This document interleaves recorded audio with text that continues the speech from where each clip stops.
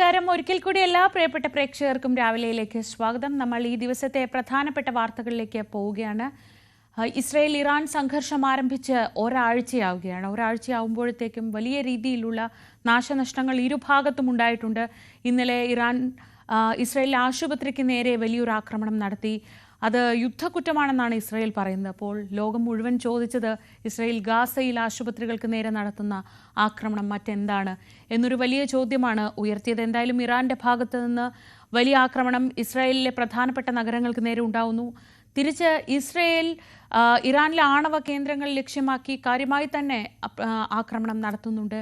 Ayatollah Ali Khamenei ആണോ ലക്ഷ്യം, അതോ ഇറാന്റെ ആണവ പദ്ധതികൾ നിർത്തുകയാണോ ലക്ഷ്യം എന്നൊരു പ്രധാനപ്പെട്ട ചോദ്യം ഇസ്രയേലിന് മുന്നിൽ ലോകം വെക്കുകയാണ്. ഈ ദിവസത്തെ പ്രധാനപ്പെട്ട വാർത്തകളിലേക്ക് നമുക്ക് പോകാം. ആദ്യം തലക്കെട്ടുകൾ നോക്കാം. ഇസ്രയേൽ ഇറാൻ സംഘർഷത്തിൽ അമേരിക്കൻ ഇടപെടൽ വൈകും. പോരാട്ടം ഒറ്റയ്ക്ക് ജയിക്കുമെന്ന് ഇസ്രായേൽ. യൂറോപ്യൻ രാജ്യങ്ങളുമായി ഇന്ന് ഇറാന്റെ ചർച്ച. 8ാം ദിവസവും യുദ്ധം അതിരൂക്ഷം.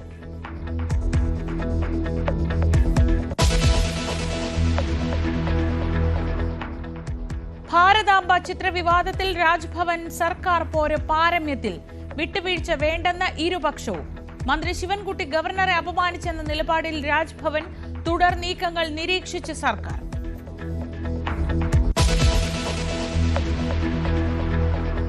തരൂരിനെതിരെ പരസ്യ പ്രതികരണത്തിന് കോൺഗ്രസ് ഇല്ല. നീക്കങ്ങൾ നിരീക്ഷിച്ച നേതൃത്വം. വിവാദങ്ങൾക്കിടെ തിരുവനന്തപുരത്തും വിട്ട് തരൂർ.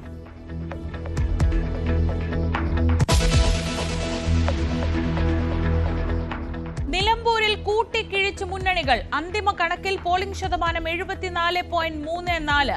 അൻവറിന്റെ വോട്ടുകൾ ബാധിക്കില്ലെന്ന കണക്കുകൂട്ടലിൽ UDF. ജയിച്ചു കയറാമെന്ന വിലയിരുത്തലിൽ LDF. CPM സെക്രട്ടേറിയറ്റിൽ പങ്കെടുക്കാൻ സ്വരാജ് തിരുവനന്തപുരത്ത്.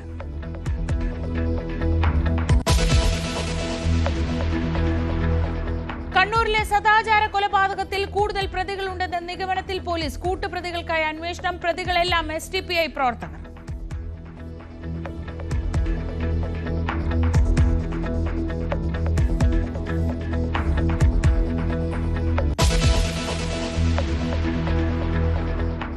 ഇന്ത്യ ഇംഗ്ലണ്ട് ആദ്യ ടെസ്റ്റ് ലീഡ്സിൽ. കോഹ്ലിയും രോഹിത്തും വിരമിച്ച ശേഷമുള്ള ആദ്യ പരീക്ഷണം. ശുഭ്മാൻ ഗിൽ ക്യാപ്റ്റനായി അരങ്ങേറുന്നു. മത്സരം ഉച്ചയ്ക്ക് ശേഷം.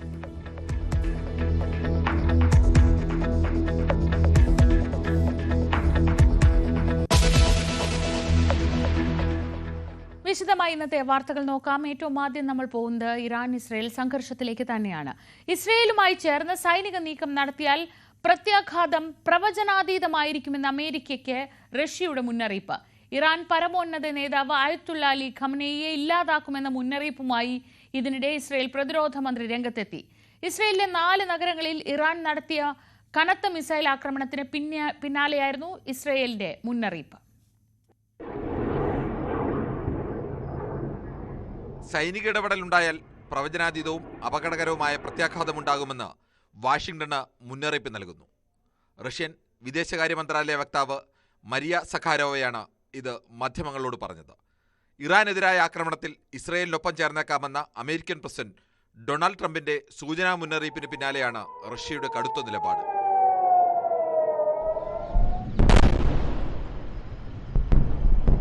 ഇറാൻ ആണവ നിലയങ്ങൾക്കു നേരെ ഇസ്രായേൽ നടത്തിയ ആക്രമണത്തെയും റഷ്യ എതിർക്കുന്നു. ആണവ കേന്ദ്രങ്ങൾക്കു നേരെയുള്ള ആക്രമണം UN ആണവ സുരക്ഷാ നിരീക്ഷണ സംഘം തന്നെ സ്ഥിരീകരിച്ചിട്ടുണ്ട്. ലോകം അപകടത്തിൽ നിന്നും മില്ലിമീറ്ററുകൾ മാത്രം അകലെയാണ്. ആണവീകരണമുണ്ടായാലും അത് അവിടെ എത്തില്ലെന്ന് അമേരിക്ക കരുതുന്നുണ്ടെങ്കിൽ അത് ശരിയല്ലെന്നും റഷ്യ. ഇറാനിലെ ബുഷഹർ ആണവ നിലയത്തിൽ റഷ്യൻ വിദഗ്ധർ പ്രവർത്തിക്കുന്നുണ്ട്. ആണവവ്യാപനം കുറയ്ക്കുന്നതിനുള്ള ഇടപെടലുകളാണ് റഷ്യ അവിടെ നടത്തുന്നതെന്നും റഷ്യൻ വിദേശകാര്യ മന്ത്രാലയ വക്താവ് പറഞ്ഞു. അമേരിക്കയ്ക്ക് മുന്നറിയിപ്പ് നൽകുന്നതായി റഷ്യയുടെ ഡെപ്യൂട്ടി വിദേശകാര്യമന്ത്രി സെർജി റിയാബ്കോവും കഴിഞ്ഞ ദിവസം പറഞ്ഞിരുന്നു. രാഷ്ട്രീയ ചർച്ചകളിലൂടെ സമാധാനം സാധ്യമാക്കണമെന്നും റഷ്യ ആവശ്യപ്പെട്ടു. UAE പ്രസിഡന്റ് മുഹമ്മദ് ബിൻ സായിദുമായി റഷ്യൻ പ്രസിഡന്റ് വ്ളാഡിമിർ പുടിൻ ടെലിഫോണിൽ നടത്തിയ ചർച്ചയ്ക്ക് ശേഷമായിരുന്നു റഷ്യയുടെ മുന്നറിയിപ്പ്. ഇസ്രയേലിലെ 4 നഗരങ്ങളിൽ ഇറാൻ നടത്തിയ മിസൈലാക്രമണത്തിന് പിന്നാലെ കടുത്ത ഭീഷണിയുമായി ഇസ്രയേലും രംഗത്തു വന്നു. ഇറാന്റെ പരമോന്നത നേതാവ് അയത്തുള്ള ഖമേനിയെ വധിക്കുമെന്നും യുദ്ധലക്ഷ്യങ്ങളിൽ പ്രധാനം ഇതാണെന്നും ഇസ്രയേൽ പ്രതിരോധ മന്ത്രി കാറ്റ്സ് മുന്നറിയിപ്പ് നൽകി. പിന്നാലെ ഇറാനിലെ അരക് ഹെവി വാട്ടർ റിയാക്ടറിനു നേരെ ഇസ്രയേൽ ആക്രമണം നടത്തി. International desk, news 18. Iran Israel സംഘർഷം 8ാം ദിവസവും രൂക്ഷമായി തുടരുകയാണ്. ഇസ്രയേലിലെ 4 പ്രധാന കേന്ദ്രങ്ങളിൽ ഇറാൻ ആക്രമണം നടത്തി. ഇസ്രയേലിന്റെ ഇന്റലിജൻസ് ആസ്ഥാനം ആക്രമിച്ചു എന്നും ഇറാൻ അവകാശവാദം ഉന്നയിച്ചു. ഇസ്രയേലിന്റെ ആക്രമണത്തിൽ ടെഹ്റാനിലും വലിയ നാശനഷ്ടങ്ങളാണ് സംഭവിച്ചത്.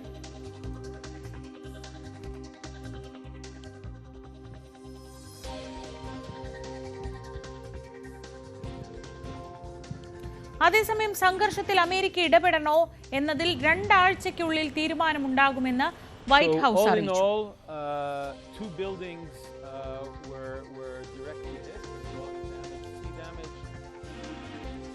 Republicans in Congress have a mandate to deliver, and President Trump demands they send this historic bill to his desk for signature by Independence Day, July 4th. I have a message directly from the president, and I quote, "Based on the fact that there's a substantial chance of negotiations, I have a message directly from the president, and I quote, based on the fact that there's a substantial chance of negotiations that may or may not take place with Iran in the near future, I will make my decision whether or not to go within the next 2 weeks." That's a quote directly from the president for all of you today.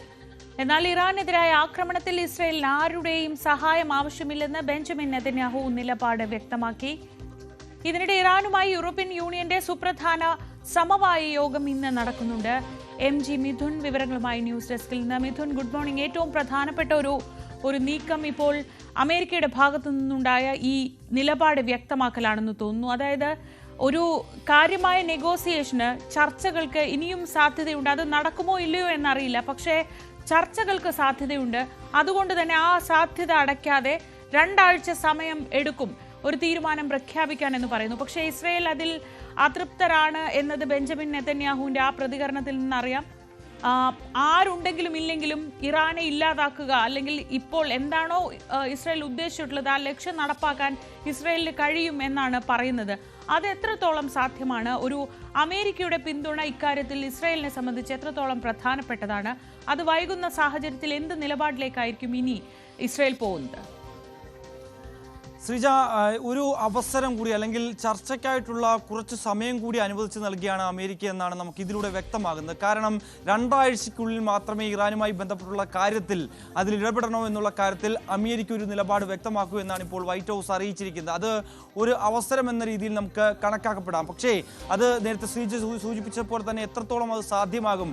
Iran ഈ US മുന്നോട്ട് വെക്കുന്ന കാര്യങ്ങളിൽ ഒരു അനുകൂല നിലപാട് സ്വീകരിക്കുമോ? അതിൽ ഇറാനെതിരെ നേരത്തെ തന്നെ ഒരു മുന്നറിയിപ്പ് അമേരിക്ക മുന്നോട്ട് വെച്ചത് നിരുപാധികം കീഴടങ്ങണമെന്നുള്ള ഒരു മുന്നറിയിപ്പായിരുന്നു. ആ ഒരു രീതിയിലേക്ക് കാര്യങ്ങൾ എത്താൻ വളരെ സാധ്യത കുറവ് തന്നെയാണ്. അതുകൊണ്ട് തന്നെ ഇനി ഒരു ചർച്ചകൾക്ക് ഒരു അവസരം ഉണ്ടോ, അല്ലെങ്കിൽ അത്തരത്തിലുള്ള സാധ്യതകൾ ഉണ്ടോ എന്നുള്ള കാര്യത്തിൽ സംശയമാണ്. അതേസമയം നേരത്തെ തന്നെ ഇസ്രായേൽ ആവശ്യപ്പെട്ടതാണ് അമേരിക്കയോട് ഈ ഒരു സംഘർഷത്തിൽ ഒപ്പം ചേരണം, ഇതിന്റെ ഭാഗമാകണമെന്നുള്ളൊരു നിർദ്ദേശം അല്ലെങ്കിൽ അത്തരത്തിലൊരു ആവശ്യം മുന്നോട്ട് ഇസ്രായേൽ അമേരിക്കയ്ക്ക് മുന്നിലേക്ക് വെക്കുകയും ചെയ്തിരുന്നു. പക്ഷേ അതിന് പിന്നാലെ യുദ്ധസന്നാഹങ്ങളുമൊക്കെ പശ്ചിമേഷ്യൻ സമുദ്രാതിർത്തിയിലേക്ക് US പടച്ചുവിടുന്ന ഒരു സാഹചര്യം നമ്മൾ കാണുകയും ചെയ്താണ്. യുദ്ധക്കപ്പലൊക്കെ ഇത്തരത്തിൽ സമുദ്രാതിർത്തിയിലേക്ക് പുറപ്പെടുന്ന കാഴ്ചയും നമ്മൾ കാണുകയും ചെയ്തു. പക്ഷേ അക്കാര്യത്തിലേക്കൊരു കൃത്യമായ നിലപാടിലേക്ക് വരാത്തതിനെ ചൊല്ലി തന്നെയാണ് ഇപ്പോൾ ഇസ്രയേലും അതിൽ രൂക്ഷമായ രീതിയിലുള്ളൊരു പ്രതികരണം നടത്തിയിരിക്കുന്നത്. അതായത് ഏതെങ്കിലും തരത്തിൽ ഇറാനെ ഞങ്ങൾക്ക് ഇല്ലാതാക്കണമെങ്കിൽ മറ്റൊരു രാജ്യത്തിൻ്റെയും അല്ലെങ്കിൽ മറ്റാരുടെയും സഹായം ആവശ്യമില്ല എന്നുള്ള നിലപാടാണ് ഇപ്പോൾ ബെഞ്ചമിൻ നെതന്യാഹു വ്യക്തമാക്കുകയും ചെയ്തിരിക്കുന്നത്. ഒപ്പം തന്നെ അവിടുത്തെ തങ്ങൾ വിചാരിച്ചാൽ ആണവ കേന്ദ്രങ്ങളെല്ലാം തന്നെ തകർക്കാൻ തങ്ങളെ കൊണ്ടാകും. ഒപ്പം തന്നെ നിലവിൽ ഇറാനിലെ ഈ ഭരണത്തെ അട്ടിമറിക്കുകയല്ല തങ്ങളുടെ ലക്ഷ്യം, പക്ഷേ അത് പിന്നീട് ആ രീതിയിലേക്ക് മാറുമെന്നുള്ള ഒരു സൂചന കൂടി ബെഞ്ചമിൻ നെതന്യാഹു നൽകുകയും ചെയ്യുന്നുണ്ട്. ഈ ഒരു ഘട്ടത്തിൽ 8ാം ദിനവും പശ്ചിമേഷ്യ സംഘർഷഭരിതമായ ഒരു സ്ഥിതിയിലേക്കാണ് കാര്യങ്ങൾ പോവുകയും ചെയ്യുന്നത്. കാരണം ഇരു രാജ്യങ്ങളും മിസൈൽ വർഷം കൊണ്ട് ഇരു രാജ്യങ്ങളിലും പലയിടങ്ങളിലും വലിയ നാശനഷ്ടം ഉണ്ടാകുന്നുണ്ട്.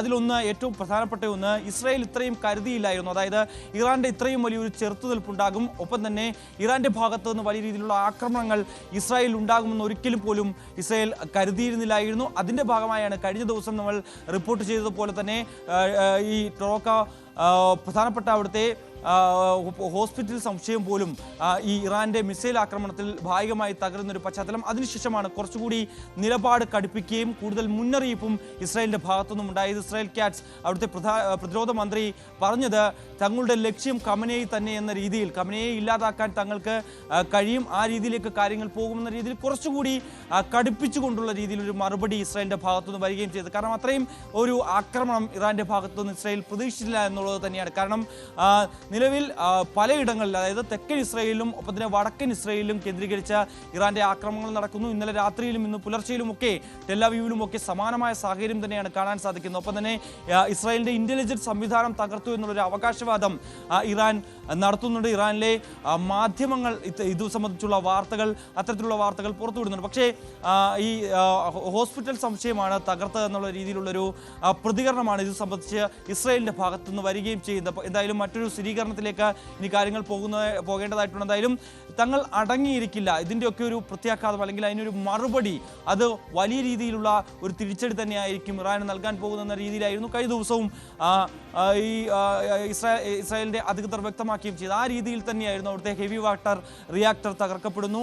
അങ്ങനെ അവിടുത്തെ പ്രധാനപ്പെട്ട കേന്ദ്രങ്ങളിലെല്ലാം തന്നെ, സൈനിക കേന്ദ്രങ്ങൾ ഉൾപ്പെടെ ആണവ കേന്ദ്രങ്ങൾ ഉൾപ്പെടെ തുടങ്ങിയ എണ്ണപ്പാടങ്ങളിലേക്കും ഒക്കെ ഈ വലിയ ആക്രമണം ഇസ്രായേലിന്റെ ഭാഗത്തുനിന്ന് അങ്ങനെ ഒരു പരിധിവരെ ഇറാനിൽ മേൽ വലിയ രീതിയിൽ ഒരു ആധിപത്യം സൃഷ്ടിക്കാൻ ഇസ്രായേലിന് സാധിച്ചു എന്ന് നമുക്ക് പറയുകയും ചെയ്യാം. പക്ഷേ എങ്കിൽ പോലും തന്നെ ഇറാൻ കീഴടങ്ങുന്നില്ല എന്നുള്ളത് തന്നെയാണ്. ഇറാൻ വീരോചിതമായി പോരാടുന്നു എന്ന് തന്നെയാണ് നമുക്ക് കാണാൻ സാധിക്കുന്നത്. കാരണം ഒരുപക്ഷെ ഈ ഒരു സംഘർഷം ആരംഭിക്കുന്നതിന് മുമ്പ് തന്നെ ഒരുപക്ഷെ ഇറാൻ പ്രതീക്ഷിച്ചത് പശ്ചിമേഷ്യയിലുള്ള ഹൂതികൾ, ഒപ്പം തന്നെ ഹിസ്ബുള്ള, ഹമാസ് അടക്കമുള്ള പ്രധാനപ്പെട്ട ഷിയ അടക്കമുള്ള പ്രധാനപ്പെട്ട ഈ സായുധ സേനകളെ നേരത്തെ തന്നെ ഇറാൻ വാർത്തെടുത്തിട്ടുണ്ടായിരുന്നു പല രാജ്യങ്ങളിലായിട്ടായി. പക്ഷേ ഈ സായുധ സേനകളെ ഒക്കെ തന്നെ അടിച്ചമർത്താൻ നേരത്തെ തന്നെ ഇസ്രായേലിനാകുകയും ചെയ്തു. അതുകൊണ്ട് തന്നെ പശ്ചിമേഷ്യയിൽ ഒറ്റപ്പെട്ട സ്ഥിതിയാണ് ഇറാനെ സംബന്ധിച്ചുള്ളത്. ഒറ്റയ്ക്ക് പോരാടുക എന്നുള്ളതാണ് പ്രധാനമായും ഉള്ളത്. കാരണം ഹമാസ് അടക്കം ഏകദേശം 2 വർഷത്തെ പോരാട്ടത്തിനൊടുവിൽ കീഴടങ്ങിയ രീതിയിലേക്കാണ് കാര്യങ്ങൾ പോവുകയും ചെയ്യുന്നത്. അങ്ങനെ മറ്റൊരു രാജ്യത്തു നിന്നും ഒരു സഹായവും ലഭിക്കാത്ത രീതിയിൽ കാര്യങ്ങൾ മുന്നോട്ട് പോകുന്നു. അറബ് രാഷ്ട്രങ്ങൾ സമാധാനം പുനഃസ്ഥാപിക്കുന്നു എന്നുള്ള രീതിയിലുള്ള പ്രതികരണവുമായി രംഗത്ത് വരുന്നതല്ലാതെ മറ്റൊരു പിന്തുണയും ഇറാനും നൽകുന്നില്ല എന്നുള്ളതാണ്. ഒരു പ്രത്യക്ഷ പിന്തുണയിലേക്ക് കാര്യങ്ങൾ എത്തുന്നില്ല എന്നുള്ളതാണ് ഇറാനെ സംബന്ധിച്ച ആശയക്കുഴപ്പത്തിലാകുകയും ചെയ്യുന്നത്. അങ്ങനെ മറ്റിടത്തിലേക്ക് വരുമ്പോൾ ഈ സംഘർഷം ഇനിയും രൂക്ഷമായി മുന്നോട്ട് പോകുമെന്ന് തന്നെയാണ് നമ്മൾ കരുതുന്നത്. കാരണം 2 ആഴ്ച കൂടി സമയം അനുവദിച്ചിരിക്കുന്നു എന്നുള്ള വൈറ്റ് ഹൗസിന്റെ ആ ഒരു മുന്നറിയിപ്പ്. അതുകൊണ്ട് തന്നെ ഇനിയും ഇരു രാജ്യങ്ങളും തമ്മിലുള്ള സംഘർഷം രൂക്ഷമാകാനുള്ള സാധ്യത തന്നെയാണ് നമുക്ക് കണക്കാക്കാൻ സാധിക്കുകയും ചെയ്യുന്നത്. എന്തായാലും ഒരു തരത്തിലും ഒരു വിട്ടുവീഴ്ചയ്ക്കും തയ്യാറില്ല എന്ന് ഇറാൻ വ്യക്തമാക്കി മുന്നോട്ട് പോവുകയാണ്. ഇസ്രായേലിന്റെ പല ഭാഗങ്ങളിലും ആക്രമണം തുടരുന്നു. അതിൻ്റെ ഇന്റലിജൻസ് സംവിധാനങ്ങൾ തകർത്തതായിട്ടുള്ള റിപ്പോർട്ടുകൾ കൂടിയാണ് ഈ ഏറ്റവും ഒടുവിൽ പുറത്തു വരികയും ചെയ്യുന്നത്. ശ്രീജ, മിഥുൻ, ഇന്ന് നിർണായകമായ ഒരു യോഗം നടക്കുന്നുണ്ടല്ലോ യൂറോപ്യൻ രാജ്യങ്ങളുമായി. യൂറോപ്യൻ യൂണിയന്റെ ഭാഗത്തു നിന്നുള്ള ഒരു നിർണായക നീക്കം ഇറാനുമായി നടക്കുന്നുണ്ട്. ഇതിൽ സംഘർഷം തുടങ്ങിയത് അല്ലെങ്കിൽ പ്രകോപനം തുടങ്ങി വെച്ചത് ഇസ്രയേലാണ്. ഈ സാഹചര്യത്തിൽ ഇറാനുമായാണ് ചർച്ച നടക്കുന്നത്. ഇറാന്റെ ഭാഗത്തു നിന്ന് എന്താണ് യൂറോപ്യൻ യൂണിയൻ പ്രതീക്ഷിക്കുന്നത്? ഈ സംഘർഷം ആരംഭിച്ച ശ്രീജ 4ാം ദിവസം തന്നെ യൂറോപ്യൻ യൂണിയനും ഒപ്പം തന്നെ ഇറാനുമായി കൂടിയാലോചനകൾ നടത്തിയിരുന്നു, ചർച്ചകൾ നടത്തിയിരുന്നു. പക്ഷേ ആ ചർച്ചയിൽ ഒരു സമവായ നീക്കം ഉണ്ടാക്കാൻ യൂറോപ്യൻ യൂണിയൻ സാധിച്ചില്ലായിരുന്നു. കാരണം ആ ഒരു യോഗത്തിൽ ശക്തമായ നിലപാട് തന്നെയായിരുന്നു ഇറാൻ സ്വീകരിച്ചിരുന്നത്. കാരണം തങ്ങളുടെ ആണവ കേന്ദ്രങ്ങളടക്കം ആക്രമിക്കുന്നു, സൈനിക കേന്ദ്രങ്ങളടക്കം ആക്രമിക്കുന്നു. ഇത് തുടങ്ങി വെച്ചത് ഇസ്രായേൽ തന്നെയാണ്. പക്ഷേ എന്തിന് തങ്ങൾ കീഴടങ്ങണമെന്നുള്ള ആവശ്യം ഈ മുന്നോട്ട് വെക്കുന്നു. അതുകൊണ്ട് തന്നെ ഒരു തരത്തിലും ഇത് അംഗീകരിക്കാൻ സാധിക്കില്ല, തങ്ങൾ മുട്ടുമടക്കില്ല, പോരാട്ടവുമായി മുന്നോട്ട് പോകും, ശക്തമായ തിരിച്ചടി ഇസ്രായേലിന് നൽകുമെന്ന് തന്നെയായിരുന്നു അപ്പോഴും ഇറാൻ വ്യക്തമാക്കുകയും ചെയ്തത്. അതിനുശേഷമാണ് ഇപ്പോൾ 2ാം ഘട്ട ചർച്ചയിലേക്ക് കാര്യങ്ങൾ എത്തുന്നത്. കാരണം അമേരിക്ക ഇങ്ങനെ ഒരു സമയം അനുവദിച്ചിരിക്കുന്നു. അമേരിക്ക കൂടി യുദ്ധക്കളത്തിലേക്ക് ഇറങ്ങിയാൽ, ഈ സംഘർഷത്തിലെ ഭാഗമായാൽ അത് വലിയ തിരിച്ചടി തന്നെയായിരിക്കും ഇറാനെ സംബന്ധിച്ച് സംഭവിക്കാൻ പോകുന്നത് എന്നൊരു മുന്നറിയിപ്പ് കൂടി സ്വാഭാവികമായും ഈ ഒരു യോഗത്തിൽ ഉയർന്നു വരാനുള്ള സാധ്യതയുണ്ട്.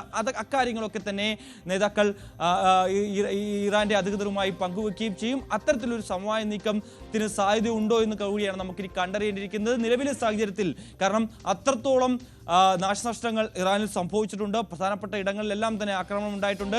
പ്രധാന സമ്പത്ത് സ്രോതസ്സായിട്ടുള്ള എണ്ണപ്പാടങ്ങളിലടക്കം ഇസ്രായേലിന്റെ ആക്രമണം ഉണ്ടായി. അങ്ങനെ നാനാ ഭാഗത്ത് നിന്നും തകർന്ന് നിൽക്കുന്ന അവസ്ഥയിലേക്ക് ഇറാൻ പോകുന്ന ഒരു സാഹചര്യത്തിൽ ഇനി ഇത്രത്തോളം ആയതിനു ശേഷം പിന്നോട്ട് വലിയുമോ ഇറാൻ എന്നുള്ളതാണ് നമുക്ക് കണ്ടറിയേണ്ടിയിരിക്കുന്നത്. എന്തായാലും അത്തരത്തിലൊരു സാഹചര്യത്തിലേക്ക് കാര്യങ്ങൾ നീങ്ങാനുള്ള ഒരു സാധ്യതയും ഇല്ല എന്ന് തന്നെയാണ് നമുക്ക് ഈ ഘട്ടത്തിൽ മനസ്സിലാക്കുന്നത്. എന്തായാലും ഇന്ന് ചർച്ചകൾ നടക്കുന്നുണ്ട് യൂറോപ്യൻ യൂണിയനുമായും, ഒപ്പം തന്നെ മറ്റ് രാജ്യങ്ങളുടെ ഇടപെടൽ ഇതുമായി ബന്ധപ്പെട്ട് നടക്കുന്നുണ്ട്. ഇന്ന് അമേരിക്കയുമായി ഇത്തരത്തിൽ UAEയും ഒപ്പം തന്നെ സൗദിയും ഇതുമായി ബന്ധപ്പെട്ടുള്ള ആശങ്കകൾ പങ്കുവെക്കുമെന്നാണ് അറിയിച്ചിട്ടുള്ളത്. ഒപ്പം തന്നെ നിലവിൽ ഈ മേഖലകളിലൊക്കെ സമാധാനം പുനഃസ്ഥാപിക്കണം, ഇതിനുവേണ്ടിയുള്ള ഇടപെടൽ നടത്തണമെന്ന ആവശ്യം മുന്നോട്ട് നേരത്തെ അവർ തന്നെ വെക്കുകയും ചെയ്തിരുന്നു. പക്ഷേ ഒരു പ്രത്യക്ഷ പിന്തുണയിലേക്ക് ഇരു രാജ്യങ്ങൾക്കും പിന്തുണ നൽകുന്നില്ല അറബ് രാജ്യങ്ങൾ എന്നുള്ളത് തന്നെയാണ്. എന്തായാലും ഇസ്രായേലിന്റെ ആക്രമണത്തെ അവർ അപലപിക്കുന്നുണ്ട്. UAE പ്രത്യേകിച്ച് ഇറാൻ ഒപ്പമാണ് എന്ന് പറയുമ്പോൾ പോലും ഒരു പരസ്യ പിന്തുണയിലേക്ക് കാര്യങ്ങൾ എത്തുന്നില്ല എന്നുള്ളതാണ്. എന്തായാലും മറ്റ് ലോകരാജ്യങ്ങളൊക്കെ ഈ സമാധാനം പുനഃസ്ഥാപിക്കുന്നതിന് വേണ്ടി രംഗത്തുണ്ട്. എന്തായാലും നിലവിലെ സാഹചര്യത്തിൽ 2 ആഴ്ച കൂടി സമയം അനുവദിച്ച സാഹചര്യത്തിൽ കൂടുതൽ ആക്രമണം കടുക്കാനുള്ള സാധ്യത തന്നെയാണ്. അതുതന്നെയാണ് ഇന്നലെ രാത്രിയിലും ഇന്നും പുലർച്ചെയും ഇസ്രായേലിലാകട്ടെ അല്ലെങ്കിൽ ഇറാനിലാകട്ടെ അതൊക്കെയാണ് നമുക്ക് കണ്ടുവരികയും ചെയ്യുന്നത്. എന്തായാലും പശ്ചിമേഷ്യയിൽ ഇറാൻ ഒറ്റപ്പെട്ട അവസ്ഥയിലേക്ക് കാര്യങ്ങൾ പോകുന്നു. ഇരു രാജ്യങ്ങളും നേർക്കുനേർ ഉള്ള രീതിയിൽ ഉള്ള യുദ്ധത്തിലേക്ക് അല്ലെങ്കിൽ അത്തരത്തിലൊരു യുദ്ധസമാനമായ സാഹചര്യത്തിലേക്ക് കാര്യങ്ങൾ എത്തുന്നു എന്നുള്ളത് തന്നെയാണ്. ബെഞ്ചമിൻ നെതന്യാഹു പറഞ്ഞതുപോലെ തന്നെ തങ്ങൾക്ക് ഒറ്റയ്ക്ക് ഇറാനെ നേരിടാൻ സാധിക്കും, ആണവ കേന്ദ്രങ്ങളെല്ലാം തകർക്കാൻ സാധിക്കുമെന്ന് പറയുന്നതും അതുകൊണ്ട് തന്നെയാണ്. എന്തായാലും ഇനി ലോകം കാത്തിരിക്കുന്ന അമേരിക്കയുടെ ഒരു നിലപാട് തന്നെയാണ്. അമേരിക്ക ഇക്കാര്യത്തിൽ എന്ത് നിലപാട് സ്വീകരിക്കും, അതിന് 2 ആഴ്ചത്തെ സമയം കൂടിയാണ് ഇപ്പോൾ വന്നിരിക്കുന്നത്. ശരി, MG മിഥുനാണ് വിവരങ്ങൾ നൽകിയത്. അമേരിക്ക അങ്ങനെ ഒരു നിലപാടെടുക്കുന്ന പശ്ചാത്തലത്തിൽ തന്നെയാണ് ഇസ്രായേൽ പറയുന്നത് തങ്ങൾക്ക് ഒറ്റയ്ക്ക് നേരിടാൻ കഴിയും എന്നൊരു പ്രതികരണം അവരുടെ ഭാഗത്തു നിന്നുണ്ടാവുന്നതും ആ സാഹചര്യത്തിൽ തന്നെയാണ്. ഇനി മറ്റ് പ്രധാനപ്പെട്ട ചില വാർത്തകളിലേക്ക് കൂടി പോകാം. മഞ്ഞുമൽ ബോയ്സ് സിനിമയുമായി ബന്ധപ്പെട്ട സാമ്പത്തിക തട്ടിപ്പ് കേസിൽ നടൻ സൗബിൻ ഷാഹിറിനെ ഇന്ന് ചോദ്യം ചെയ്യും. എറണാകുളം ACPയുടെ നേതൃത്വത്തിലാണ് ചോദ്യം ചെയ്യുക. 2 ആഴ്ചയ്ക്കുള്ളിൽ ഹാജരാകണമെന്ന് നിർദ്ദേശിച്ച് മരട് പോലീസ് നോട്ടീസ് നൽകിയിരുന്നു. നവമി ദിനേശ് വിവരങ്ങളുമായി. നവമി, ലാഭവിഹിതം നൽകിയില്ല എന്ന അരൂർ സ്വദേശിയുടെ പരാതിയിലാണിപ്പോൾ ഇങ്ങനൊരു ചോദ്യം ചെയ്യൽ. ഇന്ന് എപ്പോഴായിരിക്കും സൗബിൻ ഹാജരാവുക? സൗബിൻ മാത്രമാണോ ഇന്ന് വരുന്നത്?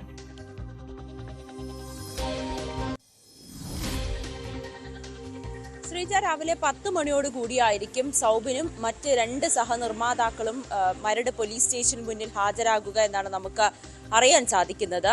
ACP രാജ്കുമാർ ആയിരിക്കും ഇവരെ ചോദ്യം ചെയ്യുന്നത്.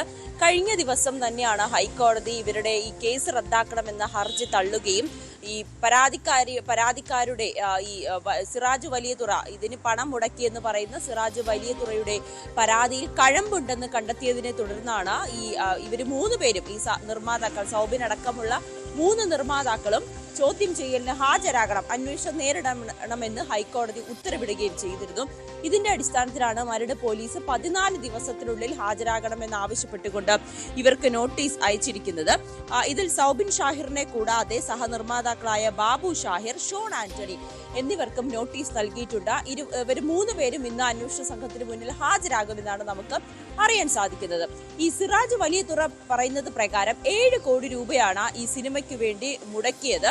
അതിൽ ഇവരുടെ 3 പേരുടെയും അക്കൗണ്ടുകളിലേക്ക് സൗബിൻ ഷാഹിറിന്റെ ഉടമസ്ഥതയിലുള്ള പറവ ഫിലിംസിന്റെ അക്കൗണ്ടിലേക്ക് കടവന്ത്രയിലെ ബാങ്കിലെ ബ്രാഞ്ചിൽ നിന്നുമാണ് പണം നൽകിയത്. ഒപ്പം മറ്റ് 2 പേർക്കും ഇതേപോലെ തന്നെ പണം നൽകിയിട്ടുമുണ്ട്. അത് ഇത്ര കോടി രൂപ അക്കൗണ്ടുകളിലേക്കും ബാക്കി പൈസ കയ്യിൽ കൊടുക്കുവാനുമാണ് ആവശ്യപ്പെട്ടത്.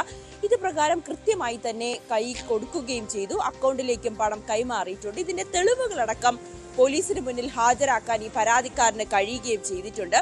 പക്ഷേ ഈ സിനിമയുടെ നിർമ്മാതാക്കളായിട്ടുള്ള ഇവർ കോടതിയിലടക്കം പറഞ്ഞത് ഈ സിറാജ് വലിയതുറ പണം നൽകാതെ പറ്റിച്ചു. ഈ പണം നൽകാഞ്ഞത് കൊണ്ട് സിനിമ തന്നെ പ്രതിസന്ധിയിലാകുകയും ഇതിലെ അഭിനേതാക്കൾക്ക് പണം നൽകാൻ കഴിയാത്ത അവസ്ഥയിലുമൊക്കെ എത്തിയെന്നാണ് ഈ നിർമ്മാതാക്കളായിട്ടുള്ള സൗബിനും മറ്റ് 2 പേര് പറഞ്ഞിരിക്കുന്നത്. പക്ഷെ അത് പോലീസ് പറയുന്നത് പ്രകാരം പോലീസ് കോടതിയിൽ സമർപ്പിച്ച റിപ്പോർട്ടിലടക്കം ഇവർക്കെതിരായിട്ടുള്ള തന്നെയാണ്. കാരണം കൃത്യമായിട്ടുള്ള തെളിവുകൾ ഹാജരാക്കുവാൻ ഈ പരാതിക്കാരന് കഴിഞ്ഞിട്ടുണ്ട്. ഈ നിർമ്മാതാക്കൾ പണം കൈപ്പറ്റിയെന്നതും പോലീസിന് അന്വേഷണത്തിൽ മനസ്സിലാക്കി ഹാജരാകുകയും ചെയ്തു. എന്തായാലും വഞ്ചന കുറ്റമടക്കമുള്ള ജാമ്യമില്ലാ വകുപ്പ് പ്രകാരമായിരുന്നു ഇവർക്കെതിരെ മരട് പോലീസ് കേസെടുക്കുകയും ചെയ്തിരിക്കുന്നത്. 200 കോടി ക്ലബിൽ കയറിയ ഒരു സിനിമ കൂടിയാണ് ഈ മഞ്ഞുമ്മൽ ബോയ്സ്. ആ രീതിയിൽ തന്നെ പോലീസിന്റെ ഇഡിയുടെ ഒരു അന്വേഷണം കൂടി നടക്കുന്ന സാഹചര്യമുണ്ട്. കാരണം ഇത്രയും കുറഞ്ഞ ദിവസം കൊണ്ട് എങ്ങനെയാണ് ഒരു സിനിമ 200 കോടി ക്ലബിൽ കയറുക എന്ന ഇവരുടെ ഈ സിനിമാ നിർമ്മാതാക്കൾ, സിനിമയുടെ അണിയറ പ്രവർത്തകർ പുറത്തുവിട്ട കണക്കിൽ ചില സംശയം ഇഡിക്ക് നിലനിന്നിരുന്നു. ഇതിന്റെ അടിസ്ഥാനത്തിൽ ഇഡി നടത്തിയ ഒരു അന്വേഷണത്തിൽ തമിഴ്നാട്ടിലടക്കം ഇത് ആളില്ലാതെ, തിയേറ്ററുകളിൽ ആളില്ലാതെയാണ് ഈ സിനിമ പ്രദർശിപ്പിച്ചത്. ഇതിന് പിന്നിൽ ഒരു കള്ളപ്പണ ഇടപാടുണ്ടോ എന്ന തരത്തിലുള്ള ഒരു അന്വേഷണം ഇഡിയുടെ ഭാഗത്ത് നിന്ന് നടക്കുന്നതിനിടയിലാണ് ഈ നിർമ്മാതാക്കൾ നൽകിയ ഇതിന്റെ മുടക്ക് മുതൽ പോലും തിരിച്ചു നൽകുകയോ അല്ലെങ്കിൽ ലാഭവിഹിതമോ നൽകിയില്ല എന്ന് ആരോപിച്ചുകൊണ്ട് സിറാജ് വലിയതുറ നൽകിയ പരാതിയിലാണ് ഇപ്പോൾ പോലീസിന്റെ അന്വേഷണം പുരോഗമിച്ചുകൊണ്ടിരിക്കുന്നത്. ശ്രീജ. ശരി നവമി, ഇതോടൊപ്പം നവമി, ഇന്നലെ കൊച്ചിയിൽ ഒരു പ്രധാനപ്പെട്ട വാർത്താ സമ്മേളനം തൃശൂർ പെരിങ്ങോട്ടുകര ദേവസ്ഥാനത്തെ കുടുംബവുമായി ബന്ധപ്പെട്ടുണ്ടായിരുന്നു. മുഖ്യതന്ത്രിയും പൂജാരിയും പ്രതികളായ പീഡനക്കേസിന് പിന്നിൽ ഗൂഢാലോചന എന്ന പരാതിയിൽ പോലീസിന്റെ അന്വേഷണം തുടരുകയാണ്. പൂജാരിയും അവിടുത്തെ തന്ത്രിയുടെ മരുമകനുമായ അരുണിനെ ഹണി ട്രാപ്പിൽ പെടുത്തുകയായിരുന്നു എന്നാണ് കുടുംബം ആരോപിച്ചത്. നവമി, ഈ കേസിൽ ഇനി കൃത്യമായൊരു പരാതിയുടെ അടിസ്ഥാനത്തിലാണ് അങ്ങനെ ഒരു FIR ഇടുന്നത്. അതിൽ ഈ ഫോൺ റെക്കോർഡ്സ് ഒക്കെ ആയിരുന്നു പ്രധാനമായും തെളിവായിട്ട് ഹാജരാക്കിയിരുന്നു. പക്ഷേ ഇപ്പോൾ ഈ കുടുംബം ആരോപിക്കുന്നത് അവിടെ കുറേ കാലമായി നടന്നു വന്നിരുന്ന കുടുംബ വഴക്കിൻ്റെ ഭാഗമായിട്ട് ഇങ്ങനൊരു ആരോപണവും പരാതിയും ഒക്കെ വന്നു എന്നാണ് പറയുന്നത്. പോലീസിന്റെ അന്വേഷണം ഇക്കാര്യത്തിൽ ഏത് ഘട്ടത്തിലാണ്? ഈ ആരോപിതരായ മറ്റു കുടുംബാംഗങ്ങൾ ഇവരുടെ ഏതെങ്കിലും തരത്തിലുള്ള ഒരു പ്രതികരണം വരുന്നുണ്ടോ?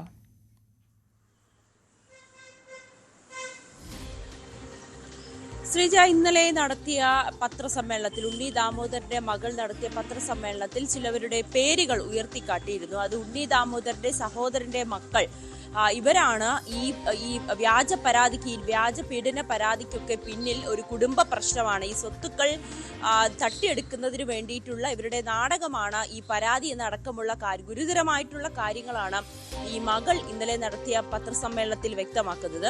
എന്തായാലും ഈ കുറ്റാരോപിതർ ഇതുവരേക്കും പ്രതികരിക്കാൻ തയ്യാറായിട്ടില്ല. നമ്മൾ അവരുടെ പ്രതികരണം തേടുന്നുണ്ട്. ഈ പറയുന്ന ആരോപണങ്ങളിലൊക്കെ ഏതൊക്കെ തരത്തിലുള്ള കഴമ്പുണ്ടെന്ന് നമ്മൾ അവരോട് തന്നെ അന്വേഷിക്കുന്നുണ്ട്. എന്തായാലും അവരെ ഇതുവരേക്കും നമുക്ക് ബന്ധപ്പെടാൻ കഴിഞ്ഞിട്ടില്ല. അവരുടെ പ്രതികരണം വരും മണിക്കൂറിലൊക്കെ നമുക്ക് ലഭ്യമാകുമെന്ന് പ്രതീക്ഷിക്കുന്നു. പോലീസിന്റെ അന്വേഷണം എന്തായാലും ആരംഭിച്ചിട്ടുണ്ടെന്നാണ് നമുക്ക് അറിയാൻ സാധിക്കുന്നത്.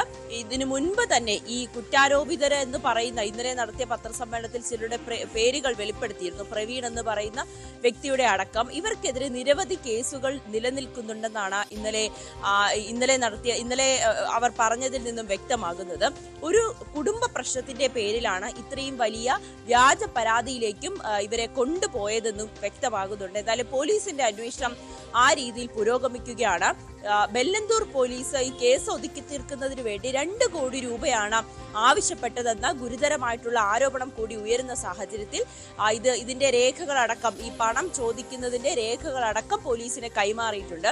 മറ്റൊന്ന്, ഈ ഉണ്ണി ദാമോദരനെ കാണാനില്ല എന്നുകൂടി മകൾ പറയുന്നുണ്ട്. അച്ഛൻ എവിടെയാണെന്ന് അറിയില്ല. ഇത് മുഖ്യമന്ത്രിക്കടക്കം ഇതിൽ പരാതി നൽകിയിട്ടുണ്ട്. അച്ഛൻ ഇപ്പോൾ ഒളിവിലാണ്. കുടുംബത്തിന് പോലും അറിയില്ല എവിടെയാണ് ഒളിവിൽ കഴിയുന്നതെന്ന്. ഇത് മുഖ്യമന്ത്രിയുടെ ശ്രദ്ധയിൽപ്പെടുത്തിയിട്ടുണ്ട്, പരാതി നൽകിയിട്ടുണ്ട്. ഇതിന്റെ ഒരു സത്യാവസ്ഥ പുറത്തു കൊണ്ടുവരണമെന്നാണ് ഇന്നലെ മകൾ ആവശ്യപ്പെട്ടത്. മറ്റൊന്ന്, ഇപ്പോൾ പിടിയിലായിരിക്കുന്ന ഈ വ്യക്തി, അത് ഉണ്ണി ദാമോദരന്റെ മരുമകനാണ്. ഇയാൾ ഈ യുവതിയുമായി സംസാരിച്ചിട്ടുണ്ട്, അല്ലെങ്കിൽ ആ യുവതിയുടെ മെസ്സേജുകൾക്ക് റിപ്ലൈ ചെയ്യുകയും വീഡിയോ കോളിൽ സംസാരിക്കുകയും ഒക്കെ ചെയ്തിട്ടുണ്ട്. പക്ഷെ അതൊരിക്കലും ഒരു പീഡനത്തിലേക്കോ അല്ലെങ്കിൽ ഒരു ബലാത്സംഗത്തിലേക്കോ പോയിട്ടില്ല. ആ രീതിയിലേക്കല്ല ആ ബന്ധം പോയത്. പകരം അതൊരു ഹണി ട്രാപ്പ് ആണെന്ന് കൂടിയാണ് ഈ മകൾ ഇന്നലെ നടത്തിയ പത്രസമ്മേളനത്തിൽ വ്യക്തമാകുന്നത്. എന്തായാലും പോലീസിന്റെ അന്വേഷണം പുരോഗമിച്ചുകൊണ്ടിരിക്കുകയാണ്. ഇതിൽ കുറ്റാരോപിതരായിട്ടുള്ള വ്യക്തികൾ, അവരെ ഇതുവരേക്ക് പിടികൂടിയിട്ടില്ല. ഇത് മനഃപൂർവ്വം കെട്ടിച്ചമച്ച ഒരു കേസാണെന്നാണ് ഇവർ പറയുന്നത്. ഇവർക്കെതിരെ തൃശ്ശൂർ സ്റ്റേഷനുകളിൽ കേസുണ്ട്, നേരത്തെ തന്നെ കേസുണ്ട്. മർദ്ദനത്തിനടക്കം, അമ്പലത്തിൽ കയറി മോഷണ ശ്രമം അടക്കമുള്ള കാര്യങ്ങൾ, ഭണ്ഡാരം കുത്തി തുറന്നതടക്കമുള്ള കേസുകൾ നിലനിൽക്കുന്നുണ്ട്. ആ രീതിയിലേക്ക് ഒരു കുടുംബ പ്രശ്നമാണ് ഇത്തരത്തിൽ വലിയൊരു വ്യാജ പരാതിയിലേക്ക് പോയതെന്നാണ് ഉണ്ണി ദാമോദരന്റെ മകൾ പറയുന്നത്. എന്തായാലും പോലീസിന്റെ അന്വേഷണം പുരോഗമിച്ചുകൊണ്ടിരിക്കുകയാണ്. നവമി ദിനേശാണ് വിവരങ്ങൾ നൽകിയത് കൊച്ചിയിൽ നിന്ന്. ഇനി നിലമ്പൂരിലേക്കാണ്. നിലമ്പൂരിൽ ഇന്നലെ ആവേശകരമായ പോരാട്ടം കഴിഞ്ഞപ്പോൾ നല്ല മികച്ച രീതിയിലുള്ളൊരു പോളിംഗ് ഒക്കെയാണ്. അതോടുകൂടി എല്ലാവരും പ്രതീക്ഷയിലാണ്. വോട്ടെടുപ്പ് പൂർത്തിയായപ്പോൾ പ്രതീക്ഷയിലിരിക്കുകയാണ് മുന്നണികൾ. കോൺഗ്രസിനും ലീഗിനും സ്വാധീനമുള്ള മണ്ഡലത്തിൽ ഇത്തവണ മുന്നണി വോട്ടുകൾ ആര്യാടൻ ഷൗക്കത്തിന് തന്നെ ലഭിച്ചു എന്ന കണക്കുകൂട്ടലാണ് UDFന്റെ പ്രതീക്ഷയുടെ അടിസ്ഥാനം. ചെറിയ ഭൂരിപക്ഷത്തിനാണെങ്കിലും ജയിച്ചു കയറാമെന്ന ആത്മവിശ്വാസത്തിലാണ് LDF ഉള്ളത്. സ്വാധീന മേഖലകൾ പിന്തുണയ്ക്കുമെന്ന് PV അൻവർ കണക്കുകൂട്ടുമ്പോൾ മലയോര മേഖലയിൽ നിന്നുള്ള പിന്തുണ വോട്ട് ഉയർത്താൻ സഹായിക്കും എന്ന നിഗമനത്തിലാണ് BJP. 74.35% ഇത്തവണത്തെ പോളിംഗ്. CV അനുമോദ് വിവരങ്ങളുമായി. Anumod, good morning. തിരക്കേറിയ ഒരു പ്രചരണകാലവും വോട്ടെടുപ്പ് ദിവസവും ഒക്കെ കഴിഞ്ഞു. ഇന്നത്തെ ദിവസം താരതമ്യേന സമാധാനത്തിലുള്ള ഒരു ദിവസമാണെന്ന് തോന്നുന്നു. പക്ഷേ കണക്കുകൂട്ടലുകൾ ഇന്ന് മൊത്തം മാനസികമായിട്ടുള്ള തിരക്കായിരിക്കും. കണക്കുകൂട്ടലാണ് മുന്നണികളും നമ്മളായാലും ഒക്കെ. എന്താണ് ഈ ഒരു ചതുഷ്കോണ മത്സരം എന്ന പ്രതീതിയിലായിരുന്നു അവസാനം എത്തിച്ചേർന്നത്? എന്താണ് എല്ലാവരുടെയും കണക്കുകൂട്ടൽ? എല്ലാവരും കൃത്യമായി തങ്ങളുടെ സ്വാധീന മേഖലയിലെ മുഴുവൻ വോട്ടും പെട്ടിയിലായി എന്ന ആത്മവിശ്വാസത്തിൽ തന്നെയാണോ?